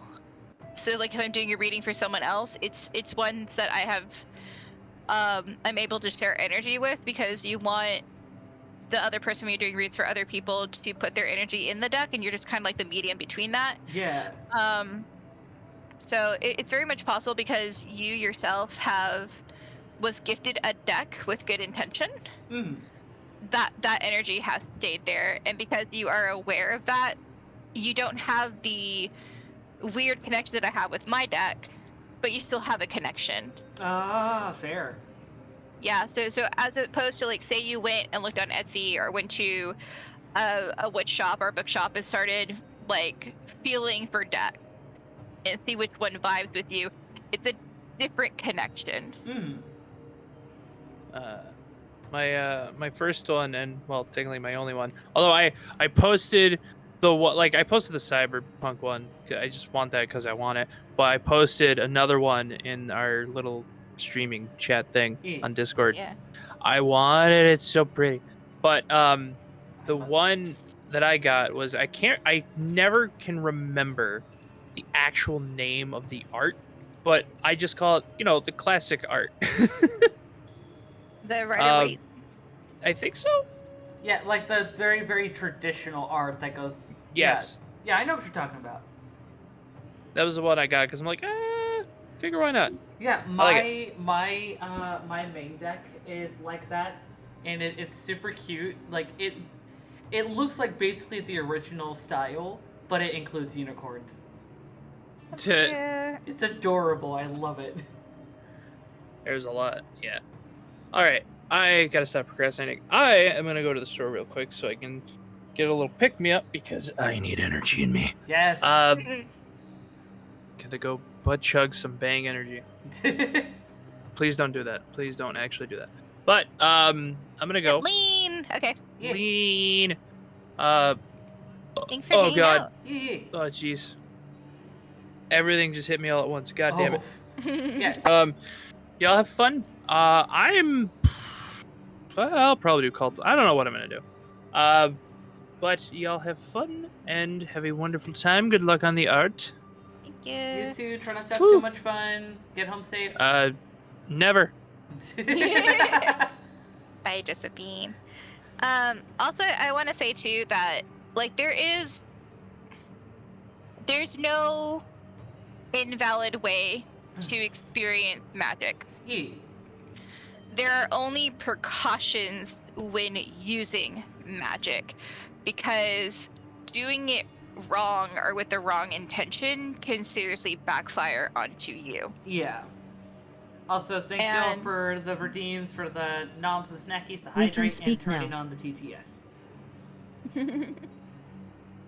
So, yeah, so just because we're talking about certain things, you may have had a completely different experience. Yeah. Like, for example, I can't connect to runes. I've tried. But you could easily just grab a thing of runes and you connect to them. Like, it's just very different for everyone. Yeah. And just because one patron deity is valid for one person doesn't mean it's valid for There you. is other thing like your spiritual journey and how you connect with your stones. form of magic, even if that's through, like, the Christian God or Buddha or, the more traditional route, is valid. Yeah. Like, there's nothing wrong with how you experience spirituality. Yeah, just be mindful on when you want to do kinds of magic that if you're wanting to get into divinatory praxis, like tarot, runes, and things like that, be sure that you're not doing something that is closed or semi-closed, like OM, or like Native American praxis, because that is very appropriative. It may not be intentional, but it's good to be cognizant of that. Yeah. Absolutely. Like, know your histories with your magic as well, you know? It's religion is steeped in culture. Mm. And understanding that there are things to respect within that history and culture is just as important as learning the magic itself. that being said, it's okay to be I forget if adapt witchcraft certain falls into things, the same like, category or not. as long as it's not stepping on toes. Like a big thing, like saging. Saging is one of the big things for community, and saging itself, with like the concept of using incense to purify air, is an old practice. The problem with saging is a lot of smudge sticks are made from blue sage. Blue sage is only found in a very specific part of California that is Native American land. Yeah. And what is happening is that these companies are taking the blue sage and not giving a whole lot to the people who own that blue sage. Yeah. And it's a similar problem with white sage, to where white sage is actually on the verge of going extinct because of the hypercapitalization of Native American praxis. Like, dream catchers and the sort are kind of seen as a white spiritual commodity, like an aesthetic, as opposed to something like truly spiritual. And it's affecting not only the communities that those are connected to, but also it's affecting like how they can be able to continue with their own praxis, because with how much the capitalization is affecting to cater to white Americans and like a lot of people that don't know Native American culture. Magic is not a calling for those who are lax in their research or unwilling to invest real time and care into their Palo craft. Santo is another really common, very commercialized incense as well. Yes, yes, yes. And it is causing the extinction of the Palo Santo tree. So there are alternatives that you can use Burning in your sage smudging causes practice. me pain. Also, I what is the myself subject now? have smudge sticks that are made from rosemary, pine, and lavender and roses. Still magic. Very sustainable stuff. Creating your own smudge sticks from herbs in a garden is just as valid. Using incense sticks is just as valid. My point is that it's not about the thing that you're using, it's about the intent behind it. Mm-hmm. Like, black salt is a powerful salt, but it's expensive to get. Table salt does the same thing. Yeah. It's all about the intention that you put into it. So you can smudge a room with a scented candle. Like, it's the idea. And there's other alternative spells too for clearing energy. Like, a really good old spell is called a sweeping spell. Yeah. Where all you do is sweep your house. And you just think to yourself, I am sweeping away the negative energy. And that helps purify your house. Yeah. So don't always, just because like traditionally and what's been commercialized, I want to have a room that mostly empty with some of these things. There are alternatives that are more sustainable, that still give you a fulfilling practice. Yeah. So yeah, always ask questions, and research the materials that you're using as well. Yeah. Also, Bunny, that is a good question. I forget if witchcraft is, oh, hold on, my OPS does not like me. I forget if witchcraft falls into the same category or not. I would believe it does, because witchcraft is another subcategory of like the whole pagan umbrella. Witchcraft can, however, be a bit of a catch-all for a lot of aspects of paganism.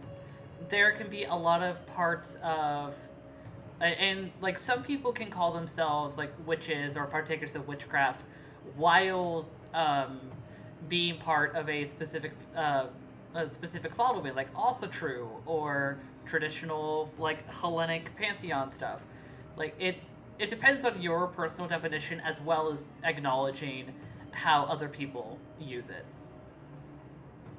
And I think witchcraft is more of a coin term when they were doing the witch hunts. Witch hunts, yeah. It was to identify, like, because back then it was you had to identify witchcraft, which honestly witchcraft was a healing practice, and these were healing women. Salem. But they saw them as witches, and it got all sorts of crazy. Yeah. And so witchcraft has become like a coin term for something negative. But it's just basically witchcraft is the practice of some sort of magic. Yeah. Specifically an alternative away from the Christian god form of magic. So paganism is more of a label to the religion, or like the spiritual aspect of it, while witchcraft is more of the verb aspect. Yeah.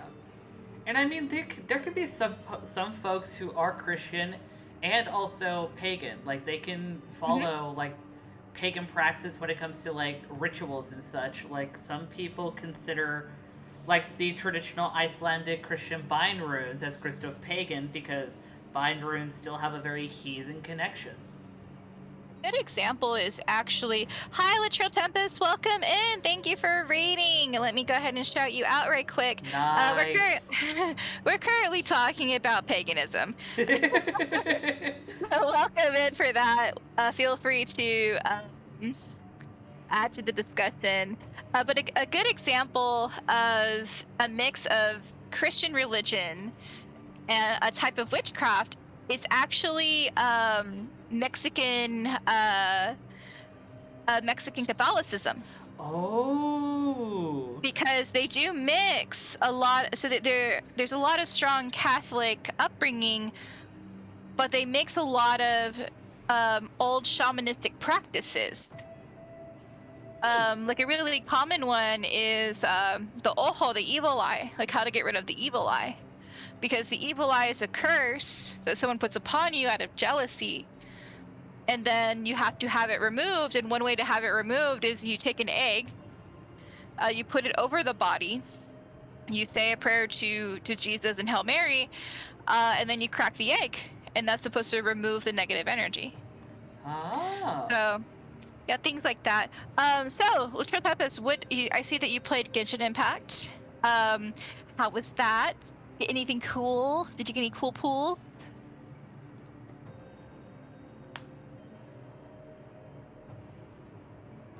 I'm honestly digging this conversation, not gonna lie.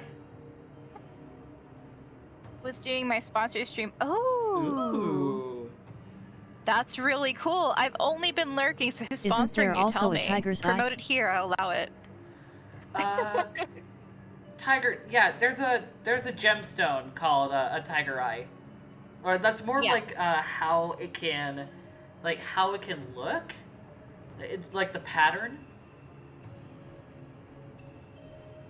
If I remember right, the tiger's eye is a type of agate, right? Mm-hmm.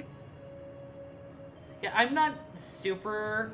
It's always nice to I'm have not a good super talk known about like, things with people who are passionate and informed. Yeah, that's a good point, Celine. It is important and always good to have a good talk about things to people who are passionate and informed. I'm not super informed actually about like Christomancy. I tried to get into it a little bit, and I had like a small little collection for me, but honestly it was more of a collection as opposed to anything. I do have a small like, tiger's eye. divinatory. I do still have like a few things that my friend that gave me my tarot deck gave me. Like, she gave me Sunstone, Moonstone, and Ametrine, but those are literally the only gems that I have left. I have a ton. I have actually giant ones that are warding my doorway right now. But Literal Tempest, you are being sponsored by Genshin themselves, and that is the coolest thing. That is fucking cool, man. That is Congrats. so awesome.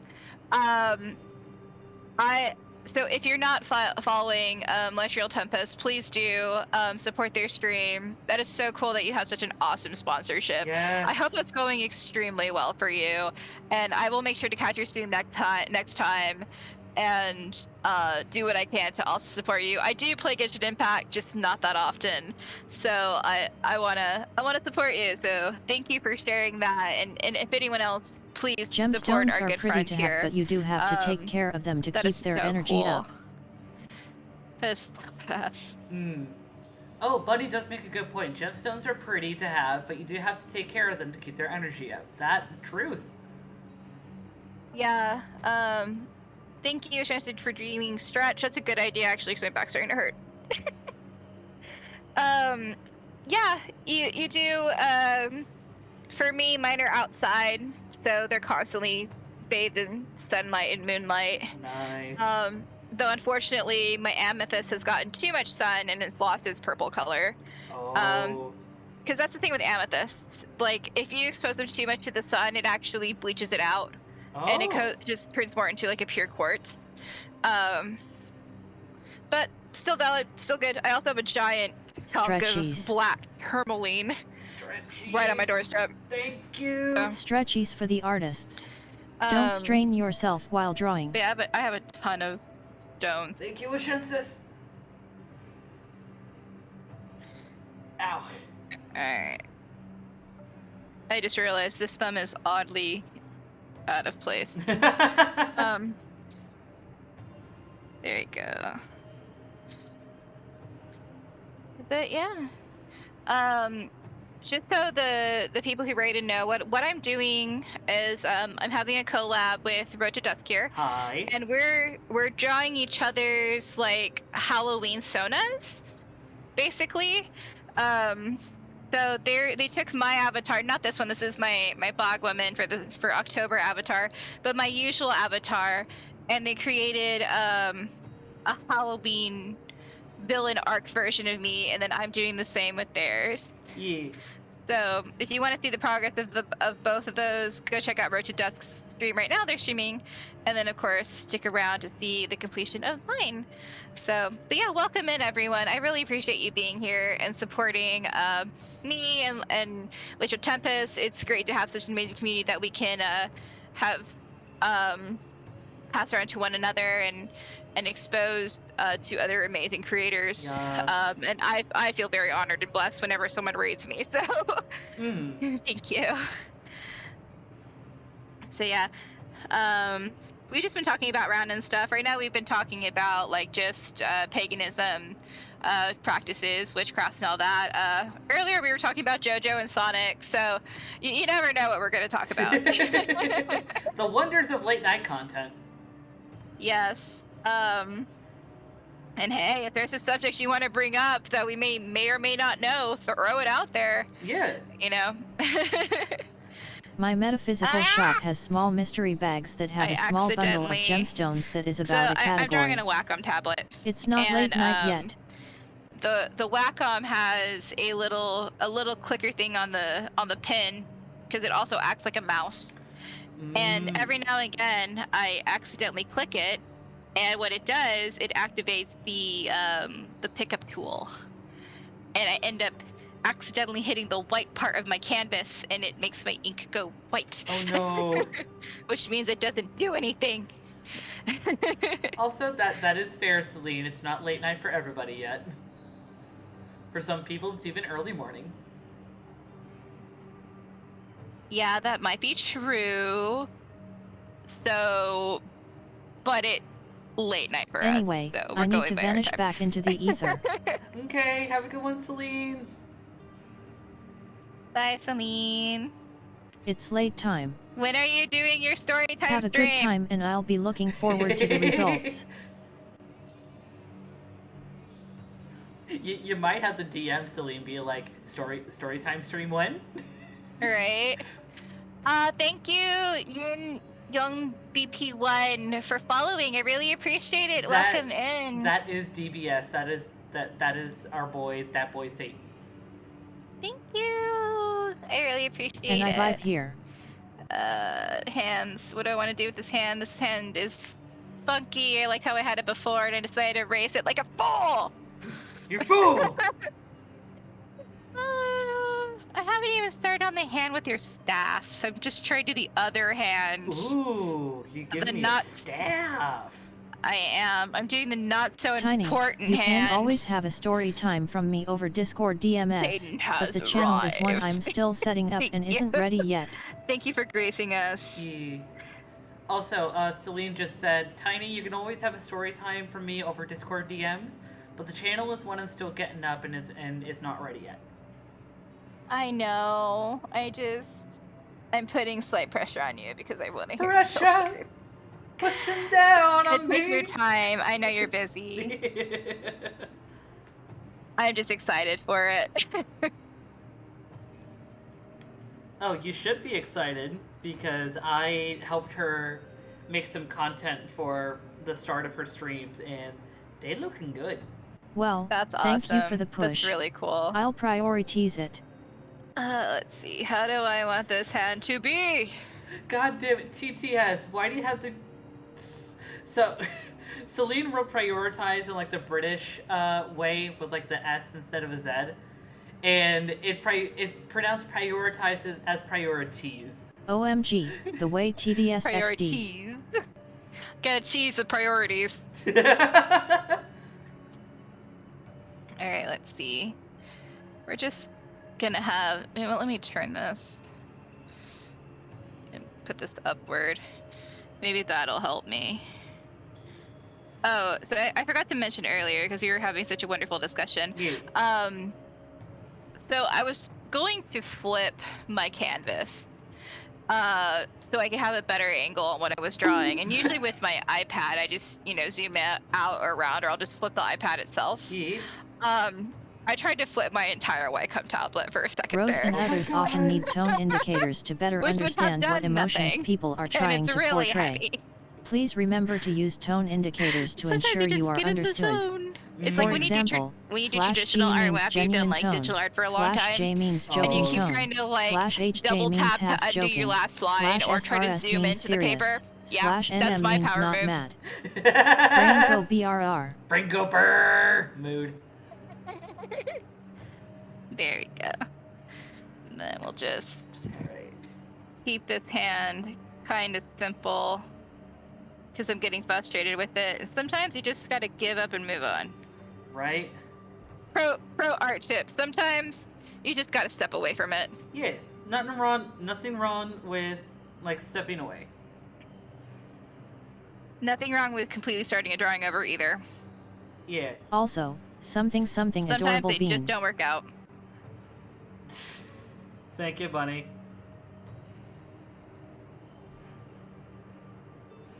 No, I want you to select this and let me move the dang thing. There we go. Nope, don't like that.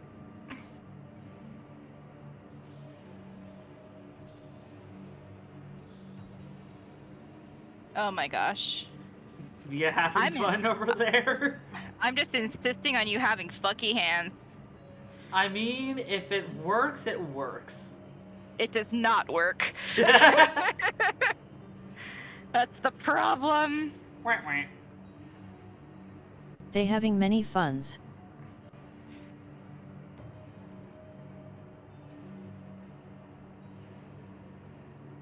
Oh my god. You Any know what? I'm horror coming back games to planned it. for We're working on the stream other mode? hand.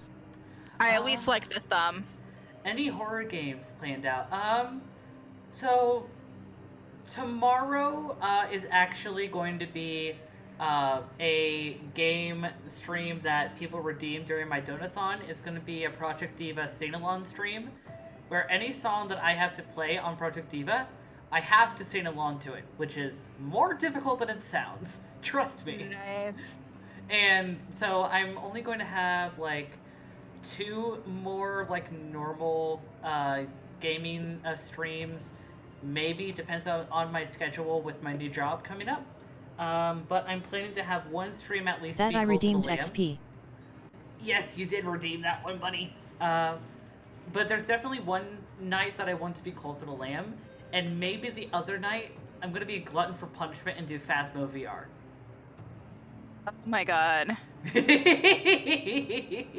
I did Phasmo once in VR, never again. I haven't yet. I want to, just to freak my neighbors the fuck out. Well, for me, which I'm honestly a really bad like reference for anything super scary, I can't do jump scares. It could be the most minor jump scare, and it freaks me out. Ah. It won't even scare me. I'll just react to it. That's fair. For me, I'm a little desensitized to jump scares, namely because I legit fell asleep to Markiplier just screaming I his wish I fucking can join yet. lungs out when playing flipping FNAF in like high school. So I'm a little desensitized. Well, I can watch other people do it. I just can't do it myself. I see. Yeah, like I can't. So I like scary stuff, but like I can't do haunted houses because my reaction is fight or flight, and my fight or flight is fight, and my kind of reaction is to punch, and I don't want to punch the actors. And you don't want to accidentally like punch something in like your house and FNAF break is it. like almost a decade old. So I've really got to be careful when I'm doing stuff like that. That shit's wild. Oh god, that is wild. The FNAF true. series is almost a decade old. Fuck. Well, thank you for reminding me of my age. FNAF stream. Nah, I don't FNAF care. I don't know, because the only FNAF game that I have is FNAF Help Wanted. Like, I'm not, like, super big into the FNAF series. That's more of, like, Top Hat's thing. So if you want someone to pester for a FNAF stream, like, pester Top Hat and see if when he wants to get back into streaming.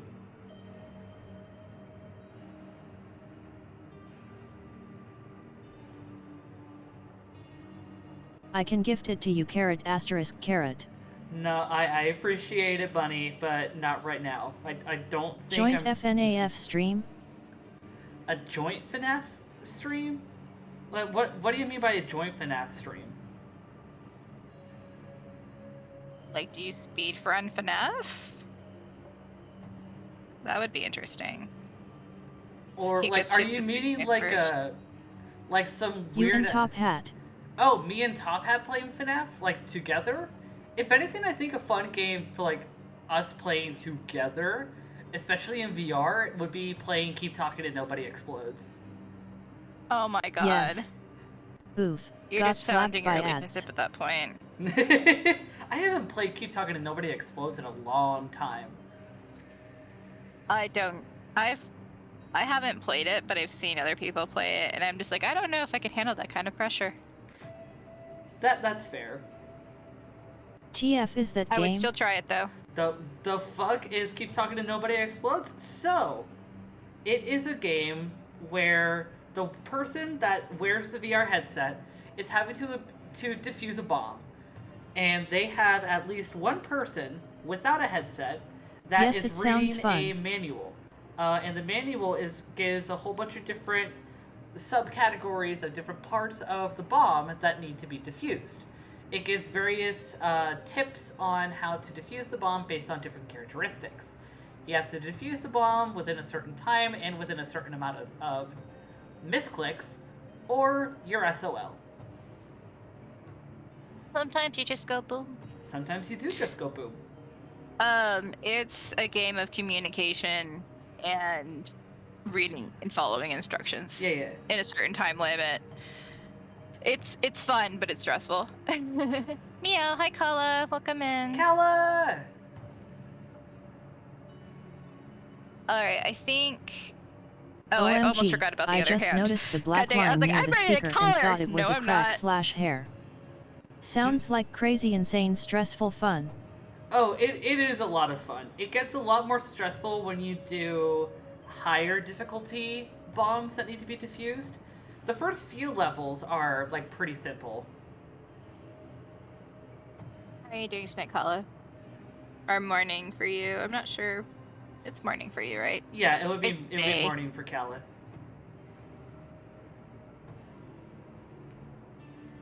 Or as I like to call it, a Friday night. There we go, kinky.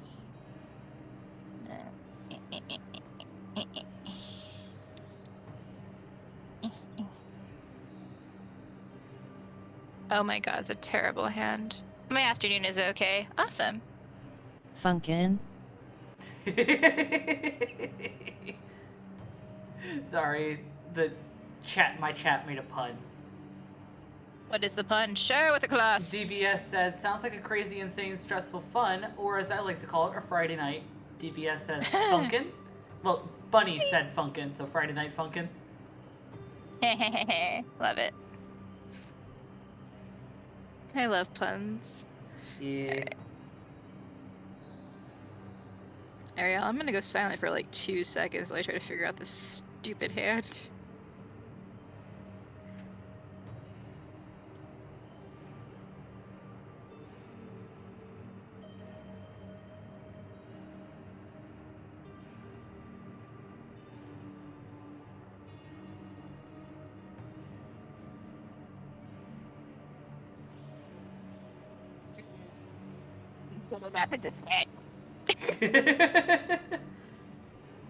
Freaky Friday fan fun. Having trouble there? A little bit, but you know what? I need to color this. So that's what we're doing. Alright. Let's see here. Oh, you almost done? Yeah, I'm coloring it now. Nice. I'm getting close to finishing up the line art for mine. What do I want to use to color this with? That works.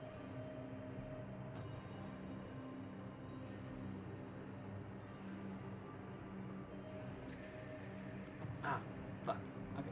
Well, you're doing line art, Getting line work. freaky on a I'm Friday night, skipping yeah. that. I'm just doing a colored sketch. Otherwise, we'd be here for a very long time, and I would not complete anything. Fair. I mean, I do have a reputation of doing line art and, like, all of this in, like within 4 hours, so. For me, it just depends on the drawing. If it's simple, I can do it like in an hour. Something like this. Beats this is boots, gonna beats take me boots. the full 3 hours. Like, Valid. and I wanna show you something complete before my stream ends in Valid. an hour. So. Unless you want to do a late night stream. If I go over, I go over. Yeah. I mean, no pressure. I know, like, you're running on fumes right now, flipping with your follow-thon. You're what's all on the beans, and agenda I know for I am a bean tomorrow? myself. Cult of the Lamb. You are the best bean, Kala. Well, if he's the best bean, you're just the beaniest of beans, because we all know that Fee's a bean. So. Well, Fee does she rhyme has to with be bean.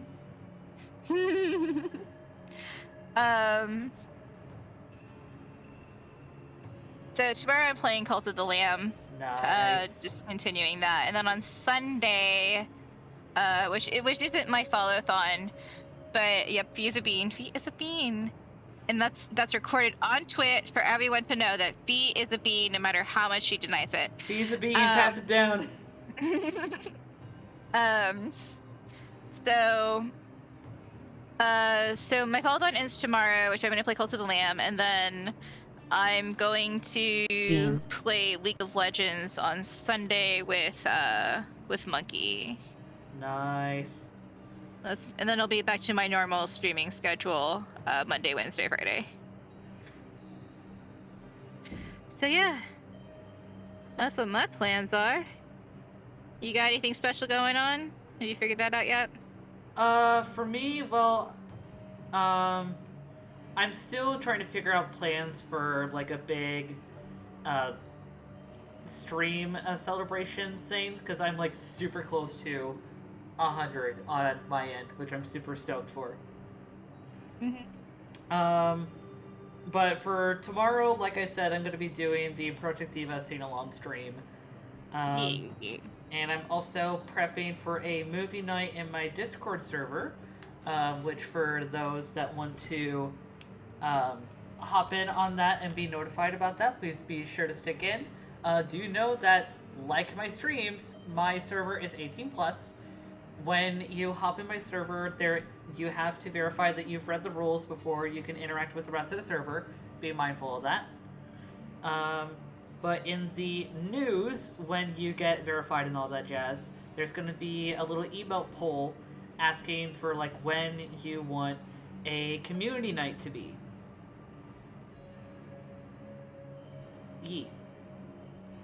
Other than that, not really a whole bunch that I have like set in stone right now. Okay.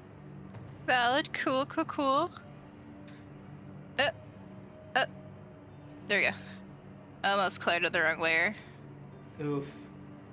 Gotta love when that happens.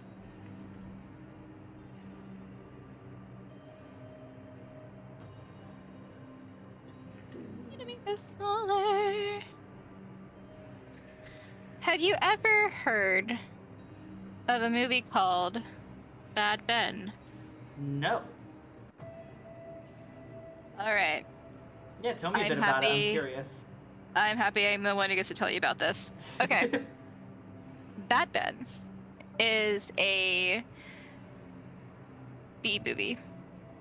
C movie, actually. It's pretty low quality. But it has the dumbest concept, but the main character makes it so worth watching. Is this... What's up with the main character? He is like this middle-aged guy from New York who bought a house and is trying to flip it. And it's haunted. And his reaction to the haunting is so funny. Like, it's just like so combative. And just like at points he just straight up confronts the ghost and the ghost messes with him. And it's all like terrible effects. Like just super budget. But it's so funny. Like a good representation of it is if you go onto the Game Grumps channel and watch the Bad Ben game. Mm-hmm. Based on those movies. Oh. It gives you a very good taste of what the movies are like, and the movies are amazing. So it I sounds love like a Bad similar Ben. level of so bad it's good as like The Room. Yes, but like after the first movie, like it becomes very self-aware of what it is, and it makes it even better because they just build Nice. upon that. It is beautiful. Just coloring in your eye. I might keep with. No, I'm talking to myself. I might keep like the really. I might leave like some of like the unkept bits of like my line art with this because I think it might fit the aesthetic. I mean, go with whatever you want. Like literally, mine's just a colored sketch, so it's very, very loose. Yeah. And the colors are just going to be like accents of what it's supposed to be, Right. kind of thing. Where is my... Oops. I lost my sketch. There it is. This needs to stay on top. Otherwise, none of this makes sense.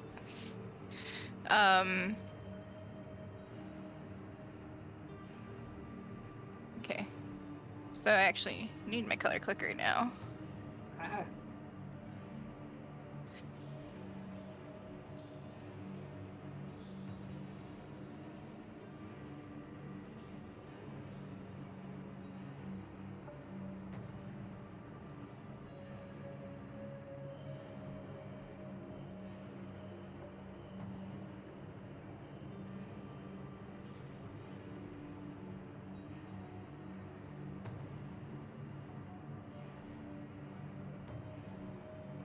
Yeah, that works. That was the wrong shade of brown for a second, but now it's the right shade. It's the right shade in cohesion with what I'm doing. Right. It's not the exact shade, but it works. It works.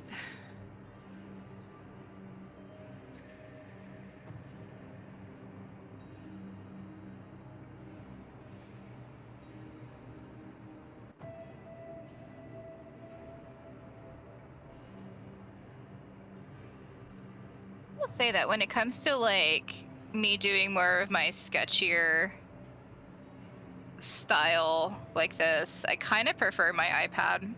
Really? Yeah, there's a slight delay on my Wacom. Oh. and it just kind of throws me off just a little bit. The iPad's just a little smoother for me. Yeah, that's understandable. It's been a while since I used my my Wacom. I think the last time that I used it was during Gartic when we were playing Gartic, which that was absolutely fun, by the way. Yeah, we need to do it again. So I actually played Gartic with my friend Crown yesterday, but what we did was I have this card game called Don't Drink and Draw. Oh, okay. And what it is, it gives you prompts, and the prompts are like a person, an action, and a place. So we just drew cards from that and put it into Gartic Phone, and then we both drew that prompt. And that was just an easy way Nice. for everyone to kind of see what we were doing. And we got some really good ones. One was Vladimir Putin riding a unicorn on a cruise ship. Then we also got Serena Williams in the sewers charming a snake. Huh. Yeah, so just weird stuff like that is what popped up. And it was a lot of fun. So I kind of want to do that too with just a bunch So of kinda people. like Cards Against Humanity. Yeah, Let's see. it does sound a bit like Cards Against Humanity, Bunny. But with drawing. But with drawing. That sounds super neat, honestly. That would be Yeah, fun for a bit of a twist for Gartic. Yeah, it's definitely a creative challenge. And then you're all just drawing the same prompt. It's just all your different interpretations of the same prompt. Right. And that's always really interesting. Because there are times. Would you say that you had a favorite picture or set from when we did Gartic with Lexi and the others? Oh man, that's hard to choose. There were so many good moments. Yeah, I think the Raylene one, where it goes like it's a picture of, like the prompt was like Raylene being the ultimate mommy, and it devolved into like a shark falling in love with a boon. Right? Yeah. I took so That much one- time with trying to draw Raylene, and I still don't feel like I did her justice. It's alright, the heart was there, that's all that matters. Well, because But also, yeah. like, Gartic has a very small color palette. So, okay, the one thing I learned last stream, you can change the opacity, Ooh. and that totally upped my Gartic phone game. Nice. So there's a slider that you think it's the slider for the pin type. That's the opacity. Yo, I gotta fuck around with that next time. Exactly. I was like, oh, this changes everything. Now we could draw Lexi with her ombre in her hair. Exactly. We can do shadows. Infinite Yeah. timer so that people can just go all fucking out. That's what we did. Like we just used the infinite timer, and we just drew until we were ready. Nice. And like it was awesome. Let's see. It's too dark. Let me just lighten this up and make it add more red. There we go. Add a bigger brush. Too big. And then don't take that out of context. You know you could bet your ass that Lexi would if she were here. Yes.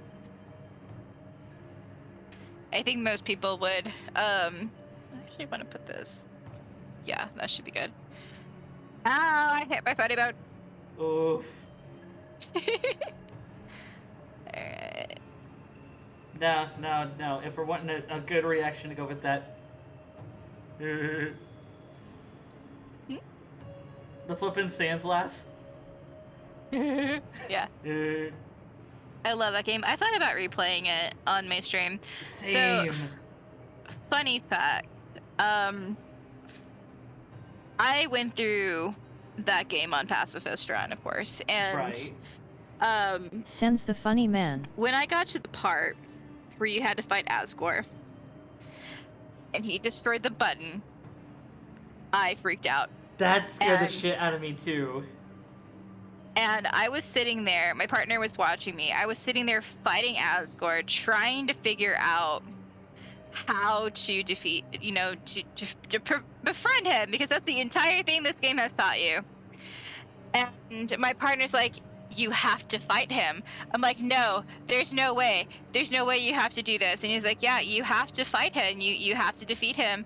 And like, I'm freaking crying because I don't want to. Right, because like I'm literally crying. It feels like you're forced to go against your morals. It's like, I am trying to befriend you. You won't let me befriend you. Why won't you let me love you?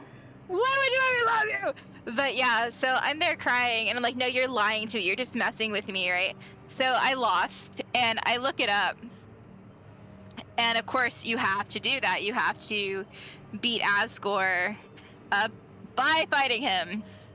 And so I go back to fight him, and I'm freaking crying to the think point he won a that contest I on lost Twitter, again. I and turned to my Toby Fox partner and was like, himself made I like a can't do poem. this. You gotta do it for me. I couldn't beat him because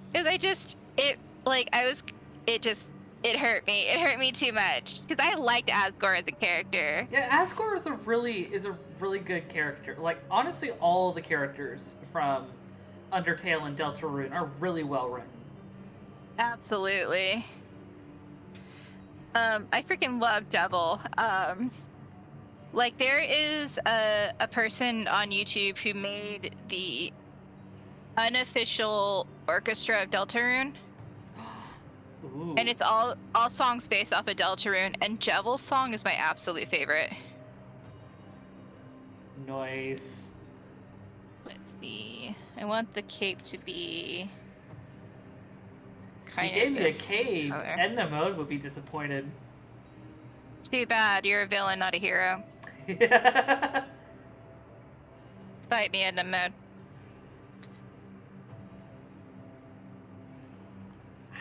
Wonderful villains deserve beautiful cape. Yeah.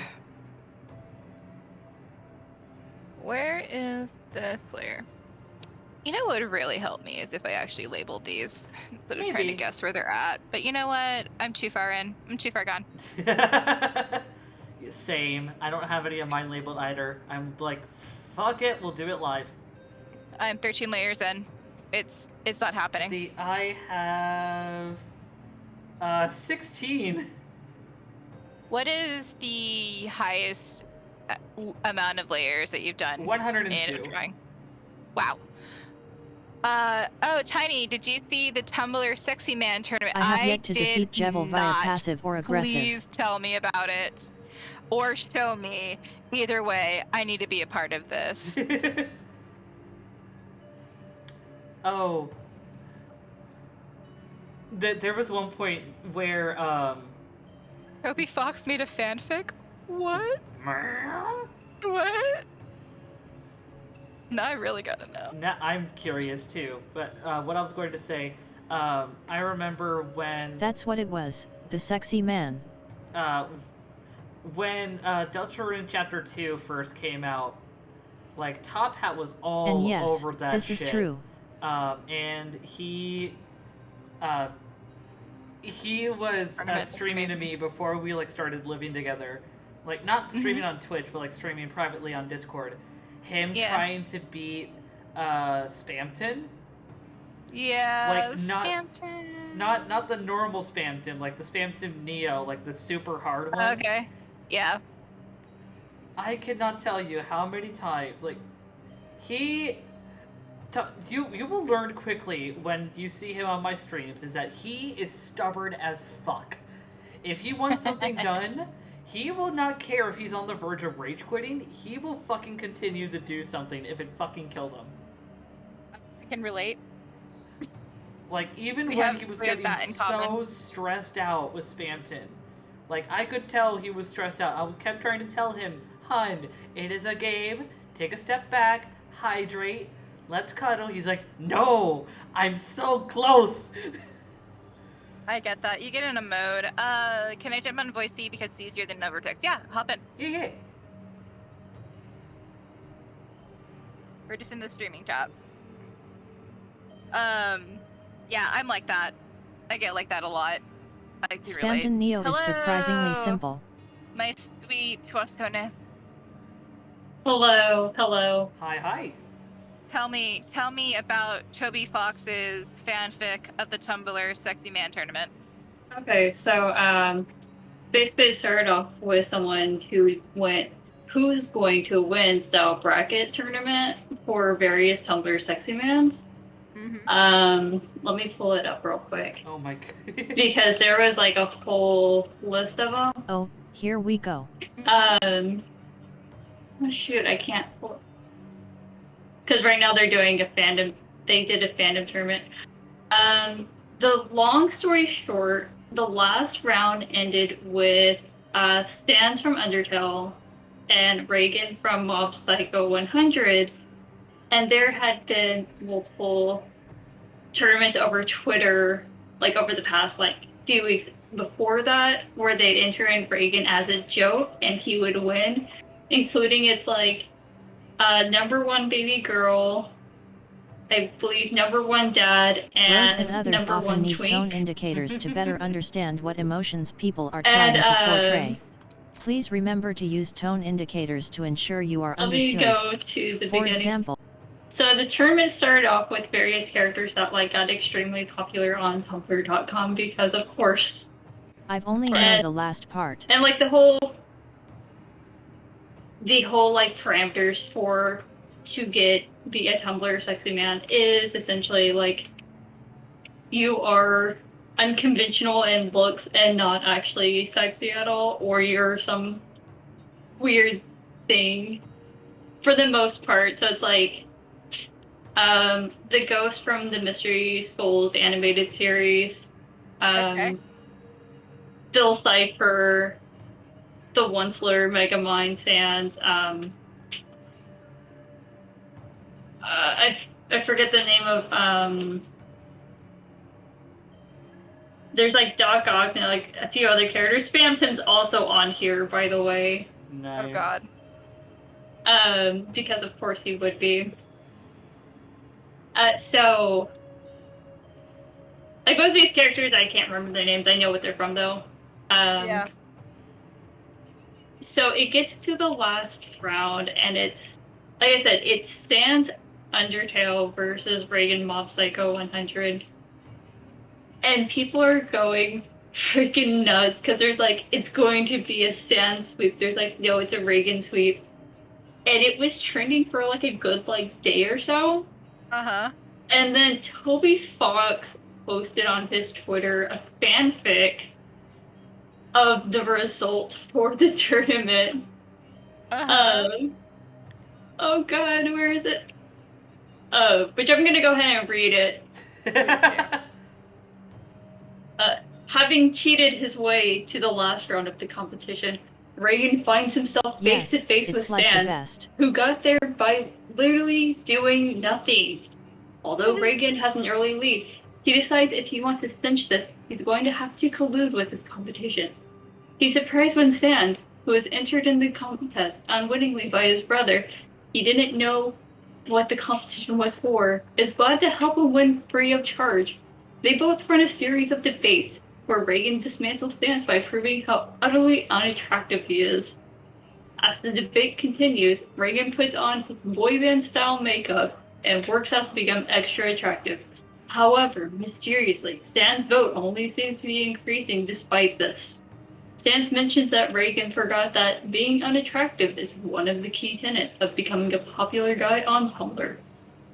Emotionally crushed that he possibly ever wasn't actually attractive at all, Reagan considers falling out of the competition. However, he's cheered up by Mom, who says that Reagan should remember what he has taught him. He should have confidence, regardless of what everyone thinks of him. On the final day of the campaign, Reagan shows up with rings under his eyes, a 5 o'clock shadow, and a dad bod. Without saying anything, he takes out a sandwich on stage and stuffs it into his mouth. He follows up with his special attack by putting his fingers in his mouth, like that one picture of Peter's from Spider-Verse. The audience cheers and Reagan fully makes a massive comeback. In the end, the results are revealed. Sans won by a single vote. Reagan can't believe it. 1 vote? How could he lose by 1 vote? Even that stupid skeleton voted for him. Mob shows off and says offhand that since Tumblr sexy men are unattractive, he wanted Reagan to have self-confidence and not rely on what other people think of him. Therefore, he voted for Sans. Reagan doesn't know how to feel about this. That's it. Love it. That's awesome. I believe I the love it. result was point. It was Sans won 50.1%, Reagan 49.9%. It was Wow. It was 50-50 the entire time. It was crazy, and of course in Tumblr fashion, it went off, and there's a lot of fan art of Sans and Reagan that popped up, Oh and my there's God. a pops up. It's so like if you look up like Sans Undertale or Reagan Undertale or Reagan Mob Psycho, you'll probably find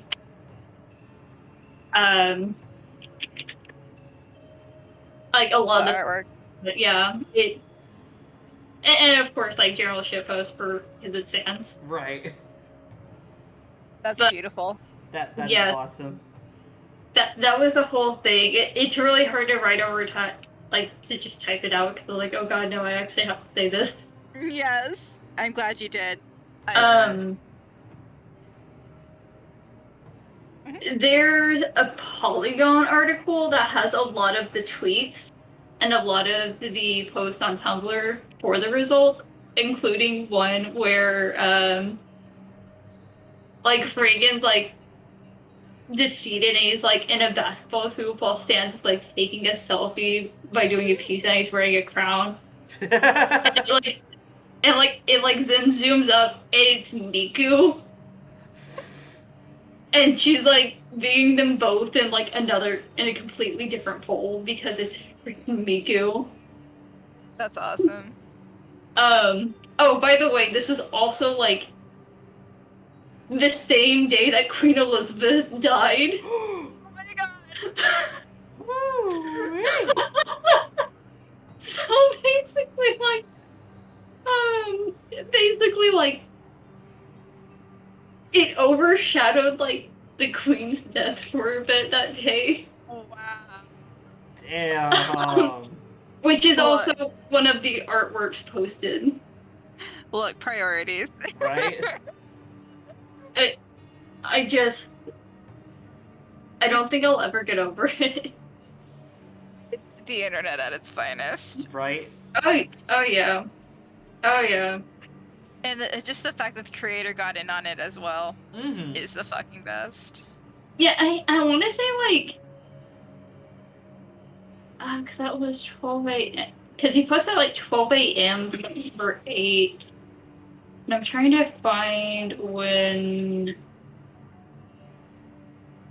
The So cherry that on was top. before the results, before the poll closed. That he posted that he posted like the fan fiction. It was a good like. I think I don't know. Oh no, it was like the day after. It was like a couple hours after. That's awesome. Nice. Because it was like the results came like September 7th at like 10 o'clock at like 10, 11 o'clock at night, and like 2 hours later, he posts like the fanfic, which he was probably sitting on the entire time. He was just typing it up as everything was happening. Yeah. Adjusting what he was saying based as the results ebbed and flowed. Yeah. Oh, apparently it wasn't like the like the ultimate dad poll that Reagan won. It was the ultimate DILF. That And I don't know if you've ever watched, I don't know if y'all ever watched, like, Mob Psycho at all, but one, it's very good. I fully, like, highly suggest it. It, I went in not really knowing what to expect because it's from the same creator as One Punch Man. But it is very, very different from One Punch Man. Okay. Like, how different?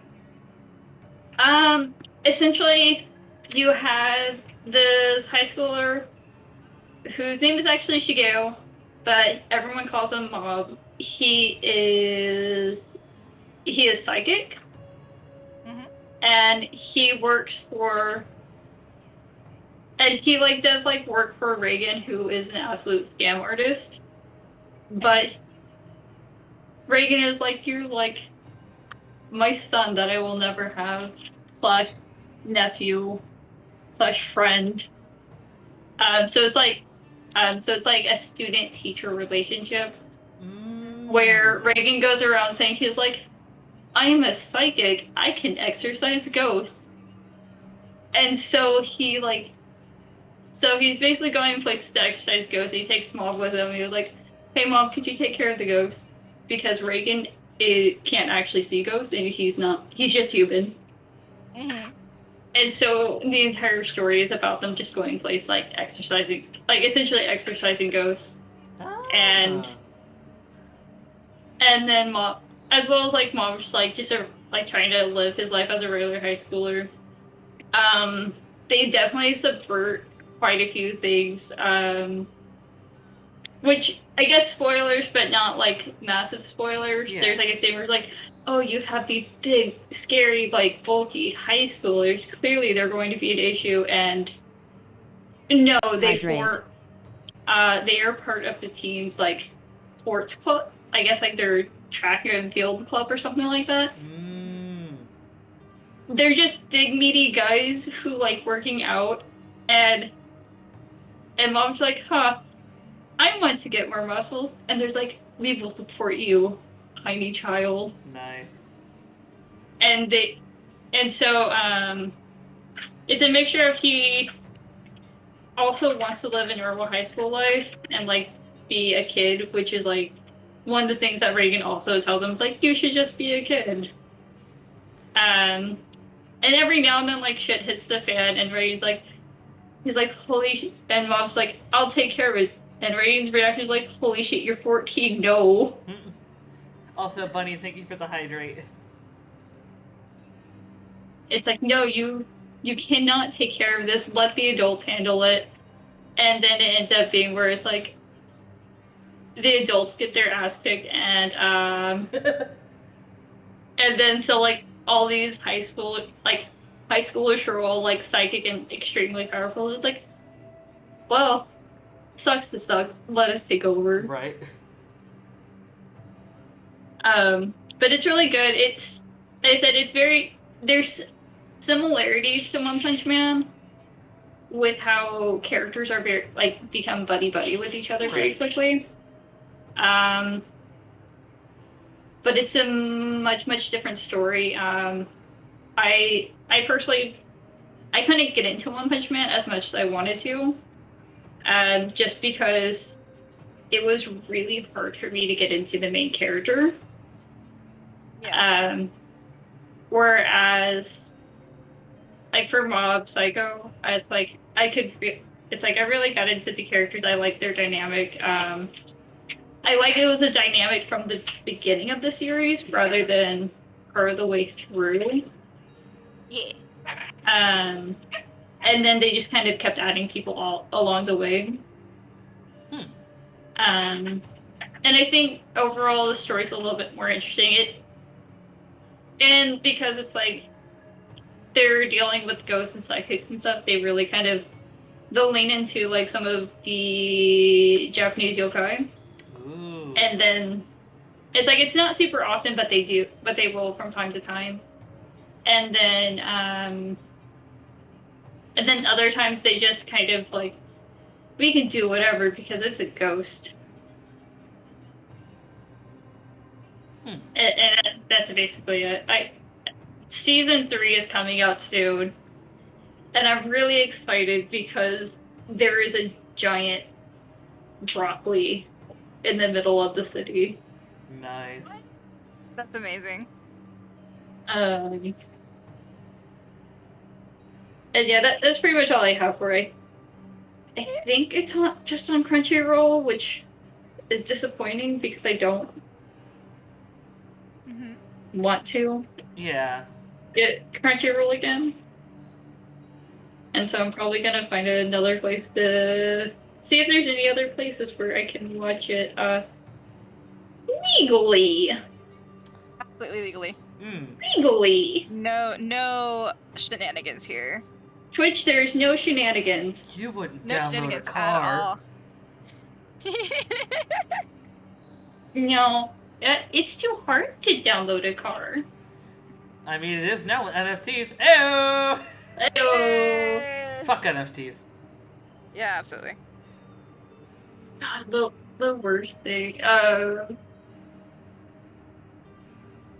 actually follow an artist. His name is RJ Palmer. He did all the concept, not all of it, but he did a large chunk of concept art for the Detective Pikachu movie. Ooh. Because this person loves drawing Pokemon and loves drawing them realistic. And then every now and then they'll just bust out like a random character that, like, such as Godzilla, and be like, and draw Godzilla as a Sonic character, because why not? That's awesome. Because when you're an artist, you have a lot of power. He had so much rage. I was like, what the heck? But he got hired on by the studio that did Detective Pikachu because of how much Pokemon fan art he did. Yo. And it's really kind of funny because, well, not funny. Ironic?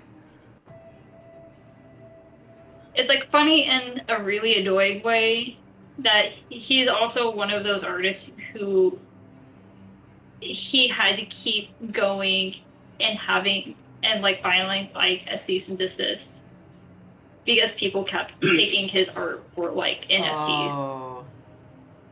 Oh wow. And then like when you have this AI art popping, Yeah.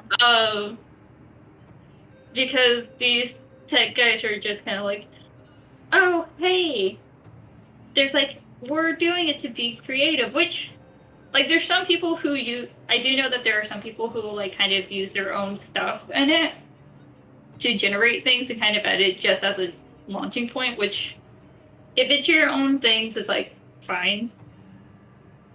But people are also there's a lot of people talking about, there's like, dang, I can't replicate realistic Charizard and RJ Palmer style from his work correctly. It keeps coming out deformed. So they're flat out saying they're like still swiping his work to do AI NFT stuff. But the AI can't really tell what to do with it. That's amazing. Yeah, and it's like, you do know that the guy uses like several different animals for his stuff, right? Yeah, there's just some things that you just can't recreate even with AI. Right. And it's... how do I put it? Because the AI only takes images and compilates them into the most common thing. Right. And replicates that. But you can't replace the human imagination and the shitty, amazing, fucked up shit we can come up with. Oh, yeah. There is that one that's real popular where AI can't replace R34. Well, it's not a real popular work, but it was one that was dunked on a lot, where I think it was supposed to be like, beautiful gal, she's also an astronaut. And they posted like different versions, which I'm pretty sure one of them was like Natalie Portman, like wearing like a fishbowl space helmet. And then the other one is like, it's a 3/4 view of like of a person with long red hair, and they're kind of looking up, and there's like stars in space, and and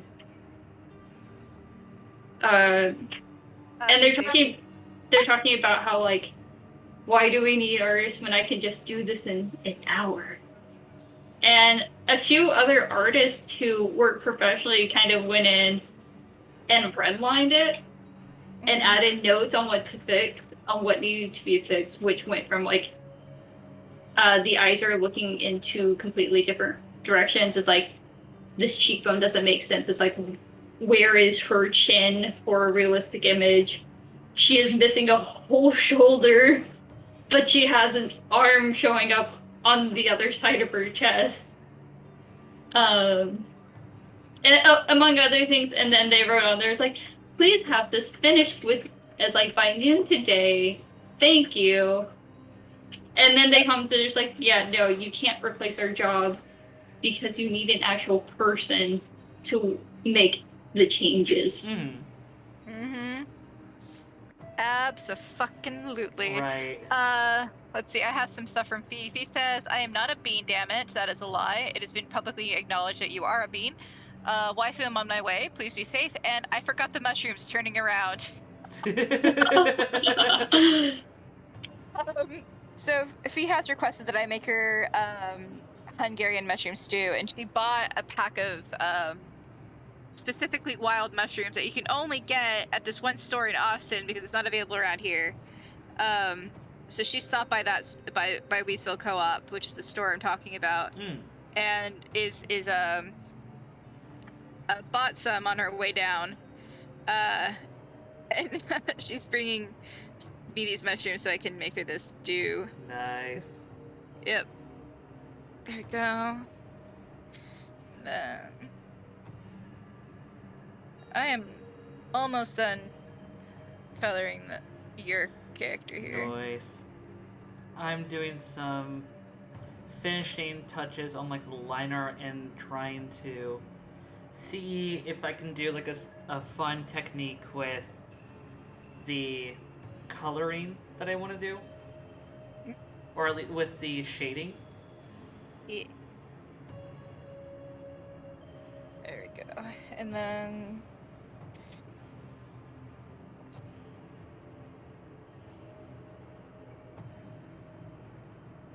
alright, time to color your stuff. Let's go.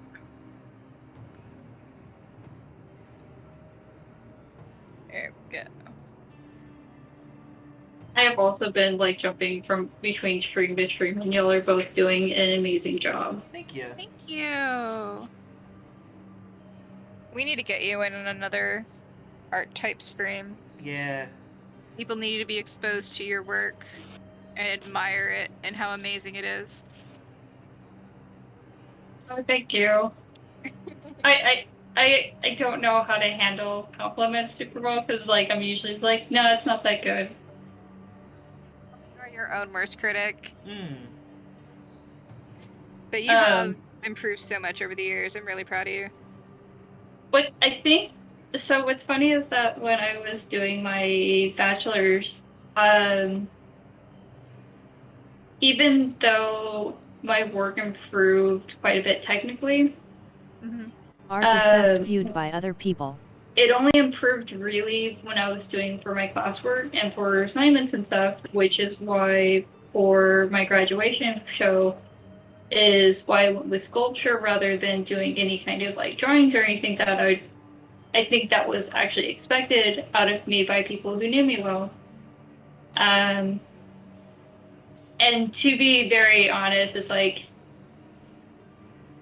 I don't regret getting my bachelor's because I absolutely adored my professor that I had for sculpture, and she did a lot for me to appreciate sculpture work more than like anyone else had ever did. Right. And kind of like introduced me to like several like artists that like I still think about their work. I'm like, I want this vibe. One of the artists I can always link it to like later. His name is Stephen Hindy. He is a sculptor. He think that's correct. Let me. Sculpture I as a term. had the wrong Steven. Oh. It's Steven with a PH, not a V. He had, I believe he uses like he uses CAD to design a lot of this stuff and has it like the parts of it cut out with a router. But he has these really large installations that are made mostly, I think, out of let's see. It's LED lights, there's some projection mapping, and then you have propylene and it's taped together. Basically plastic, like a high quality plastic, such as like similar to acrylic. Oh. And so he does these like large installation based sculptures that have lights in them. And there's some of his work. I don't know if he has anything new on his website, but there's some where it looks like it's the entire room.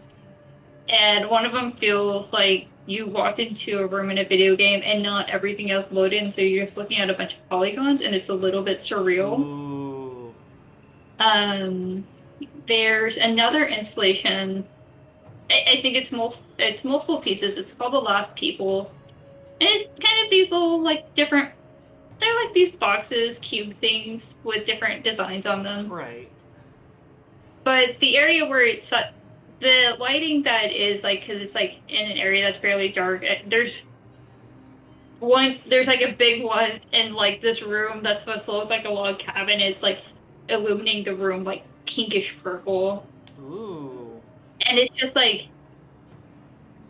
this feeling where it's like I'm not supposed to be here, but I'm drawn in anyways to look closer, which would mean I would die immediately in a horror movie. Yep. It is the feeling that the Wait, first person this gets in a looks new. sci-fi horror when they're approaching like the alien object, and there's like, ooh, glowy. What is it? Oh. And they go up and then they die. Also, Bunny, what you just redeemed, that is for when I play Cult of the Lamb. I will refund that to you as soon as I can. But that is done for, again, when I do Cult of the Lamb. So, what it does, basically, it allows you to contribute to my totem and all that jazz. And when, sometimes when I play Cult of the Lamb, my chat is able to basically fuck around with stuff and decide on what happens if something good or bad happens to me and or my cult. It's a lot of fun. Yeah. Oh, nice. I just implemented it on mine, because you have to be affiliate, and I just got it, and it was a lot of fun to mess with. Ooh. But yeah, so like my sculpture professor, like I right. learned Twitch about like a lot of integration. sculpture artists where Yeah. like I do think that like some of the stuff in there, I would say has probably influenced my art in ways I don't really think about. I don't know because I don't pay that much attention. But other than printmaking, but because printmaking is kind of like a free-for-all, because basically you can make anything Anyways, into a print. nom. You just Yummy gotta points. put in 3 times the amount of work where you basically draw the thing. Right, now draw the thing 99% of the time backwards unless you're doing screen printing. And then you print it out to get the right side up. That is printmaking. And notoriously, usually on relief printing, and people are doing text, we forget that we're doing text, we're carving it out of a block. We need to make sure that whatever text is on there is mirror reverse. Basically, like, it needs to be backwards. If we can read it normally, it is wrong. Because once you print it out, it's like, it's supposed, if it's like reversed and you print it out, it's supposed to read correctly. and every Right. now and then, like, everyone forgets it until once they're printing, they're like, shoot. Yep. I That would cursed the frustrate me. wrong code. Yeah. Yeah. One of my friends, Dan, their wood blocks, I have one of their prints at work right now. It's a giant print, and I'll dream about getting it framed. I don't know when I will. But they go around and take a lot of photos. At least for their grad show, they took a lot of photos of different animal skulls that they had Ooh. and different We objects that hit they the had with them, 3-hour and mark. essentially Wow, went on wow, wow. Photoshop and collaged it all together to make a composition that they really liked. And then they turned it into a black and white image, made it into a screen print, and actually screen printed that onto their block. Ooh. And then did the carving from there, which is a lot of work, but it's also, I don't have to draw this giant 4x8 block. I just have to print on it and carve it out. Right. And then print it again. So I have one of their pieces at work. Their MFA thesis, Road and others often the need main tone pieces indicators took to better from, understand what I wanna emotions people say, are trying to portray. different aspects Please of, remember to use tone I think more indicators to ensure you are Catholicism understood. For example, than it was /G means general genuine tone, Christianity. /J means joking tone, /HJ means half joking, /SRS means serious, I'm gonna go to /NM their means not page. mad. I hope they still have it. But the exhibition was called Expanding Our Empathy. And they did have, like, in one corner of the gallery, they had kind of like, they made a tree out of like branches and brambles that they had collected, and they had like some skulls and stuff like intertwined with it. Ooh. But there's one piece of a cow skull, and it has like a barbed wire crown floating above it. Which, Dan, why don't you have names on any of your stuff anymore?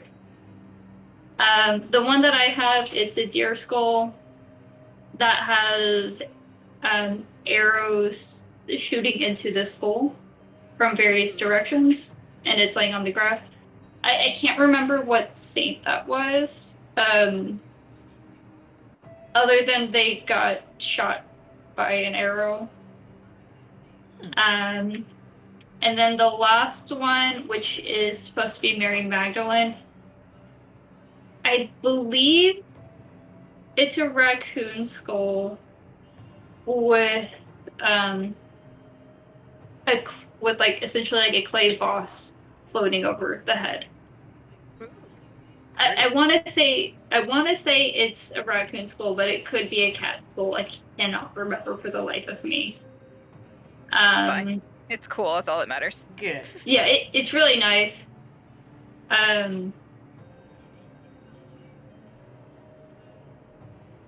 But yeah, so I have one. So like that's. I forgot the point I was trying to make, frankly. You're good. Sculpting and printmaking and Yeah. what you've learned from all of it. Oh yeah. So like that's kind of an example of like kind of streamlining things and making it fast for them. And so there's other people that will kind of draw something out real quick, like on computer, and then they'll print it out either like an inkjet or have it printed out as like a transparency. And if you do an inkjet, you can print it out normally, like inkjet. You print it out normally, and then I believe you can do, I think, rubbing alcohol or something on it. I'd have to check on it and kind of like soak the top of it so that way it transfers the ink onto the block, and then you can like gently wipe away the paper and then carve away. Or you can just screen print on top of it, but that's also an extra step and more cleanup than most people want to do. Or you're me and just kind of go, I'm just gonna draw straight on this block and do whatever. And I'll just straight up, like, I'll scribble something out in pencil. And it's like, yeah, that's good enough. And then I'll just take a Sharpie and, like, scribble more on top of it and be like, okay, we're good. And then carve it out. Right. Printmaking was kind of like, yeah, like, you can do whatever. It's pretty free. It's pretty, like, most things can be transferred into print. It's a very experimental form of art, because, like, there's the basic one, there's, like, the traditional ways for, like, you have wood engravings, you have what, like, relief printing. So, like, a lot of Japanese prints are called mokuhanga, and they're often either multi-part reduction relief. Either they'll do it with, like, multiple blocks, or they'll do it on one block and kind of take more and more away until the block is kind of gone. Right. You have lithography, which the traditional way of lithography is with a very heavy slab of limestone that is from a very specific quarry in Germany that is pure limestone. There's little to no fossils found in it, and that quarry is essentially tapped dry, because we as people like to tap things dry, apparently. Don't take that out of context, people. And so people are trying to make other ways to kind of do lithographs that are one kind of a little bit safer in regards to chemicals used, as well as a bit more accessible. Right. Then the other one that's like kind of one of the more traditional one is called intaglio, which, Say Phoenix. the way it's spelled is like intaglio. And so if I'm, like, thinking to myself, I'm like, it's intaglio. Or I'll just call it, like, a metal etching, because it's often with a copper plate that has a ground on it. Usually it's asphaltum, which is one of those chemicals that is used in roads for the asphalt. And then whenever you take kind of like a needle to scratch out your lines, you put the plate into a vat of acid. For copper, it's usually, I believe, it's not actually acid, it's more of like a salt mixture. It's ferric, I want to say it's like ferric acid or something like that. But the downside to printmaking is that, other than, like, for screen prints, there's a lot of solvents that, if you're exposed to it and you don't, like, take care of, like, making sure you wear gloves, making sure you're in a well-ventilated place, they can lead to you being more sensitive to those chemicals. In fact, my professor, Ryan, he worked in a studio where they were very, very lax with their chemical handling. And so there's like, oh yeah, I'll just handle glycine and paint thinner with my bare hands. It's fine. And no, neither of those two things are allowed in the studio, because he's real sensitive to it. And if someone uses it, he has a hard time breathing. Oh. The good news is that printmakers are really well aware of this, and so they're always trying to find new ways to keep doing printmaking, but it's not using as many chemicals that are harmful to people. Right. There's some things where it's like, okay, well, we still have to do this because of this reason, but we're implementing better practices. So now for, like, cleanup, like, glycine and I think mineral spirits were, like, some of the most common used materials to clean up, like, the ink, because it's often oil based. Right. And you have to put the ink on a slab, and then you use a roller that's called like most of the rollers that you see, it has like a handle on it, and it's called a brayer, and you have to roll it out on the slab, so that way you can apply it to your matrix. That's the key block that you use. Right. But you use that to apply to there evenly. But because it's oil based, it's a little bit tricky to clean up, and so you use the salt to like keep the oil away. Most places now just use vegetable oil because it still breaks it up, but it just makes everything real greasy. Right. And once you're done with that, you just kind of go back in with Windex and rubbing alcohol to just kind of degrease the work area. Huh. But Cool. Yeah. But yeah, other than that, like my drawing classes, I went way off on a tangent because I really like printmaking. I'm sorry, y'all. No, you're No, fine. no, no. I'm super sorry. I was like, I'm loving this. Right? It's like I could like go further into like certain things. Like one of my printmaking classes was specifically on lithography, and so I could easily go into like the nitty-gritty details of like doing a stone, like a lithograph on like limestone, but that's a whole nother conversation. But as for my drawing classes, one of them was great, and then the professor who taught that class moved at the end of the semester. I was like, Evan, what the fuck?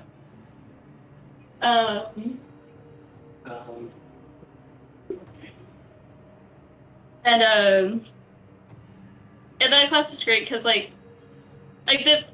our assignments, like we all had basically the same assignment, but it was like really open to interpretation. Right. So the first one was like hone in like what it means to you.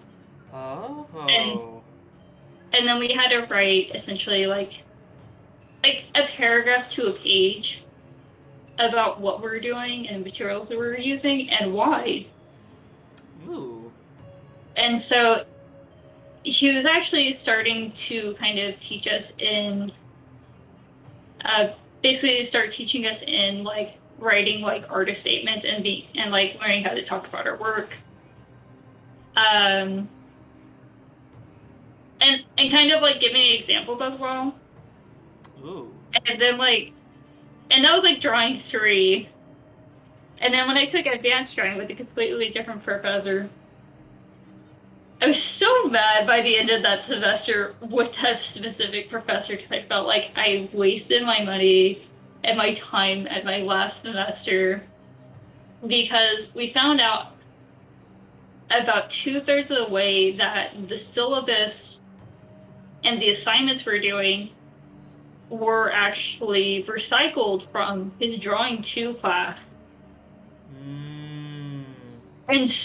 And so we were basically just doing a bunch of still life just in different materials. And so a lot of those materials was like, I'll never touch this again. Yeah. That is Because the one bad thing of taking college art classes is you obtain a lot of supplies that you're like, I'm never touching it again. Yeah, like there's one thing which this is actually interesting. It's an interesting method if you like doing really soft, delicate work. If you get like some paper, it could be like cardstock or it can be watercolor paper, just something a little bit firmer, like that has like a little bit of like a hole to it. Right. And you have it primed with like gesso.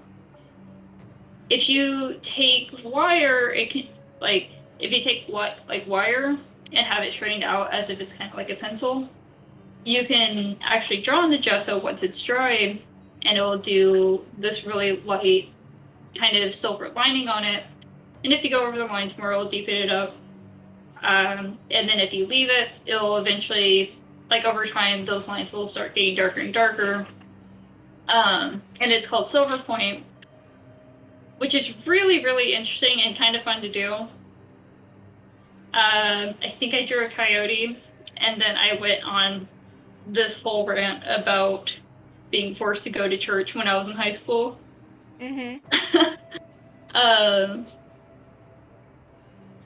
But like, other than that, we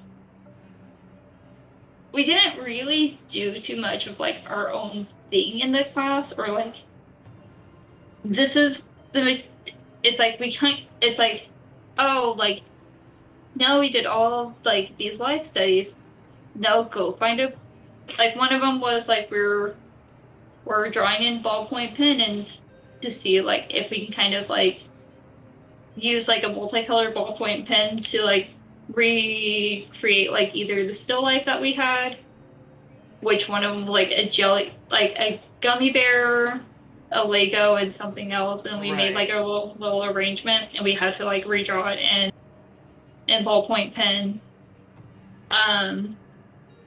which is fine as, like, a short exercise, or an exercise to do outside of class for us to show, like, okay, yeah, like, we know what we're doing here, and then have some, and just as, like, a homework type deal, Right. while we're working on, like, a larger prompt type thing, which we never did, and it was really frustrating. I think the thing that annoyed me the most, and this is the thing that annoys me the most about college art classes, and very specifically for those professors who are very, like, they're more traditional in, like, the work they produce. I'm so tired of hearing professors say, I don't want to see that anime stuff. I don't want, it's like, this is college. I don't want to see high school art. Like, Because bitch, it's like, this is people in Japan go to college for manga. Like, come on. right? It's really frustrating because, like, we're like, I'd understand, I don't want to see you drawing a stylized character on an empty background for all of your work. It's like, which is much more specific. It's like, I don't want you to be like, well, I don't know what to do, so I'm gonna do skull and crossbones with the rose in the hand Right. of the skeleton, and the world is on fire. I'm trying to think of, like, things that people that I see a lot of high schoolers draw when there's like, I don't know what to do, I'm gonna be edgy. I think a lot of the problem with people who tend to draw just anime is that they're not willing to learn anything else. Oh yeah. That's a lot of the issue. And when they come into college expecting to just continue drawing anime and they are met with so much resistance, I think that's a lot of where the headspace is with those professors. Yeah, like, I get that. But I think that also they need to recognize that, like, anime itself is a style, and with, especially where we're at, animation and illustration degrees are rare. Oh yeah. Fine art is much more easy to access than any other form of specialized art. It is fine art or graphic design. Yeah, especially given the boom of 3D animation right now. Yeah. Yeah. Yeah, I definitely don't disagree with, like, I understand where they're coming from. It's just very awkward when we're, like, kind of in a level 4 class, and we have a professor talking to us as if we're in, like, the level 1, level 2 classes. Right. Yeah. And they're regurgitating their syllabus and assignments from their level 1, level 2 classes. It's like, that's where I had more of the issue with, in, like, along with those comments, especially since my work does heavily pull from anime and various cartoons that I watch. Yeah. And also, like, a lot of comics as well. And I've only had really one professor, because there's one time where, like, I was doing a self-portrait, and he looked at it, he's like, oh, do you watch a lot of anime? And this is, like, 2012, 2013, something like that. Right. And I was like, yeah, I've been trying to, like, phase it out. He's like, why? He's like, if it's an influence, it's an influence. You should keep it. He's like, otherwise it's like, you're just gonna make work that's not yours. Exactly. like that's something to point out to everyone who wants to be artists and like, well, how do I find my style? Literally just consume media. Like, just consume media and you will see the influence in your style develop. Yeah. Like, it just happens naturally. And that influence could be literally anything. Like, mine's a lot of mushrooms. That's like my big thing is mushrooms. But I mean, I have a lot of background in anime. Anime is what started me drawing in the first place. Yeah. Right. A lot of cartooning. Even traditional work. I incorporate a lot of anatomy and being anatomically correct. So inspiration comes from everywhere, and you develop your style the more you draw. Yeah. Yeah, I think the best advice I could ever give to anyone who's learning to draw or wanting to draw, and they're really concerned about like, oh no, it's anime and people don't like that, or that's like real niche. It's like, don't abandon the things that started making you draw. It's like even if you kind of, so like for me it was Sonic the Hedgehog. Yes. Which I don't draw Sonic art near as much as I used to. Despite that, I'm not active in the fan base, but I know what's going on in the fan base.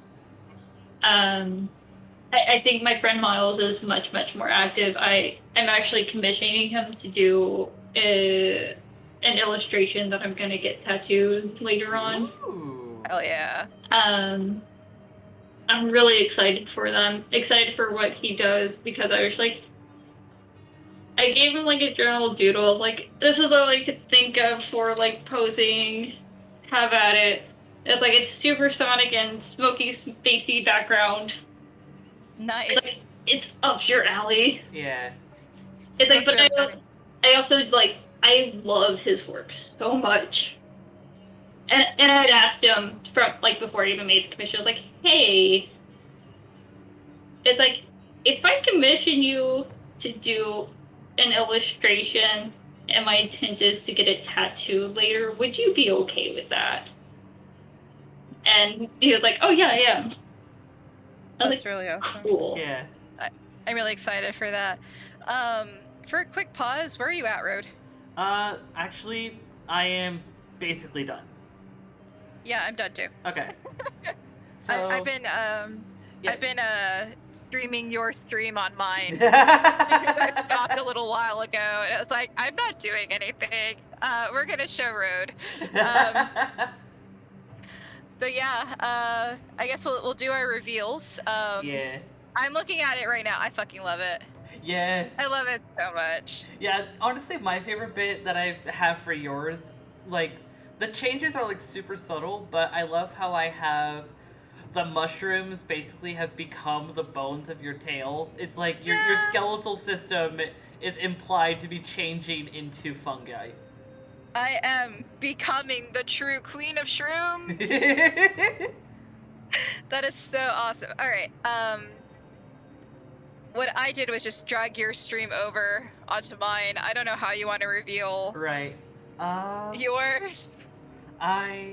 Shoot. I don't know how exactly I'm going to, like, pull this up on my end. Or at least safely, without accidentally, like, giving my info.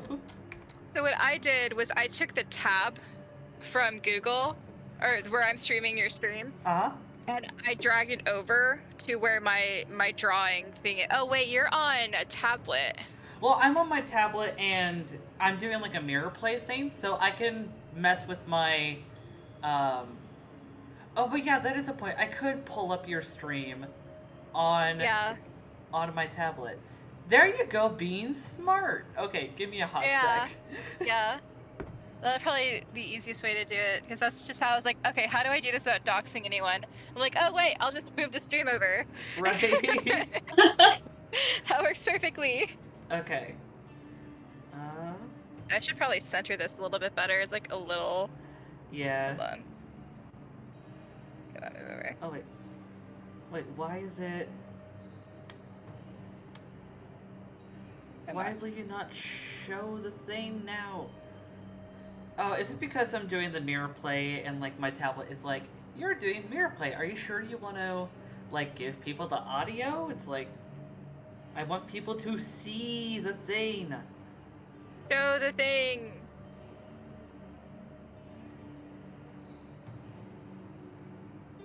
Come on. I could also just save it and send you a picture if that's easier. I'm going to figure out a way to, like, show my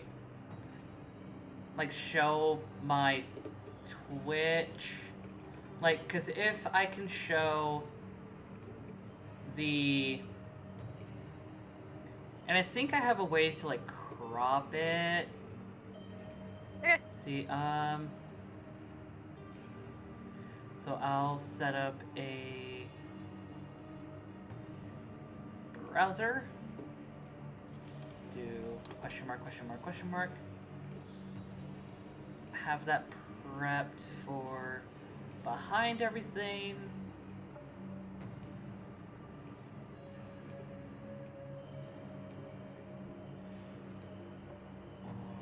Yeah, properties. Getting somewhere, I see. Yeah, let's see if that works. Looks like it. You just added a browser Interact? source. Yes, the broadcaster has indicated that it's for mature audiences. Okay. Yep. Hey yo! Hey yo! There you Oh, are. and there's extra audio because I don't know how to turn the audio off from this, but actually, hold on. I think I have an idea. Setting, no. There we go. Press that button to mute it. But yeah, honestly, the hair is giving me Sora vibes. It's the hat. It is the hat. Very good pointy. I love this. This is adorable. Well, also, like, the thing that you have over, like, my right eye, it reminds me of, like, the little mask that Sora has in Halloween Town. Yes. I didn't even think of that, but yeah. Yeah, this is you. This is your villain art. Nice. Oh my god, you made Top Hat look fucking demented. Exactly. Top Hat's like your little partner. I gotta pull him in Goes here. around Hold with on. you. Baby, come see this shit. He's so angry.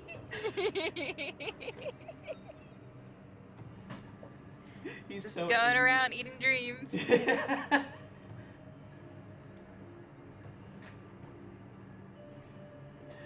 So Tiny and I have been doing an art collab, and I mentioned you, and she decided to add you in as my little companion. My only qualm was that the top of the hat does not open like a lid. It's the brim that's the mouth. This is supposed to be the villain you, sweetheart. Yeah. You look disheveled as fuck, and there's your... Are you saying It's the your villain villain version arc. would talk out of the top of my head and not my mouth?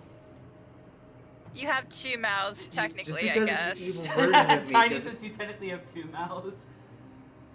Yes, but one is aesthetic, as you can plainly see. I wish you could hear them. I love the damn headphones. Okay, you want to talk? No. No? Okay. You want me to let you be? No. Well, we're just about done, so we can hang out like super soon, okay? Alright. Have a good stream. E. Alright. Alright. When you're a villain, you end up with two mouths, don't you know? And one is purely for aesthetic. It's purely for aesthetic. Okay. That's awesome. Well, I'm really glad you like it. Yay. No, this is awesome. This is absolutely awesome. Yeah, I love what you did with mine. But yeah, we're gonna go ahead and end it. For me, anyway, it's a little past what I usually stream for, but I really appreciate y'all being here today. Thank you, Road, for collabing with me. I would love to do it again sometime. Hell yeah! Thank you for maybe having more me. Gardic Phone. Thanks And for the thank you stream. for the surprise appearance of Shonas and all your extensive art knowledge and sharing it with everyone. It was actually really interesting. Yeah, Oh, really you're appreciated. You're welcome. I'm sorry for like talking so much of y'all's streams. Oh, at, you're like good. towards the end there. Not you are welcome to chat my ear off anytime, you know that, right? Like just pop in and talk to me. Okay. I love hearing from you. I just I want to make sure before I do that. Yeah. Well, speaking So of, that way, what is your Twitch name so that we can shout you out? it is Washoensis. It's WASHOENSIS. Also, let me actually let me just put you in chat, right in your chat. Awesome. There you go. Yeah, I go by that handle pretty much everywhere where that I'm on. Fun fact: it is a part of the scientific name for a subspecies of ponderosa pine Ooh. that is found in Washoe County, Nevada, and a couple parts of California. Since it's I want to say it's near Reno, which is near the Nevada-California state line. If I remember correctly. I don't remember correctly though. Right. I could be totally off base, but it is around Washoe County, which is near Reno, Nevada. Super cool. All right. Well, I went by that because Ponderosa Pine was taken, and I was very sad. Yeah. All right. Yeah, I think I know who I'm going to raid. Who are you thinking of raiding? Josephine. Same. Yeah. Let's go attack Josephine. All right, y'all. Thank you so much for coming. Come back tomorrow to play Cult of Lamb. Please support our two lovely guests today. Washoensis on our Twitter and Road to Dusk on their stream as well. We're going to be raiding out to Josephine Hazard. So y'all have a great night, and thank you so much. I really appreciate you all being here. Yeah. As for my audience, thank you so much for sticking around. Please get ready for this awesome time for playing some Project Diva tomorrow. Please do know that even though this may be the end of this stream, know that this is not the end, as there will always be another time. Have a good rest of your morning, evening, afternoon, as we all say. Bye-bye. Have a good night. Bye.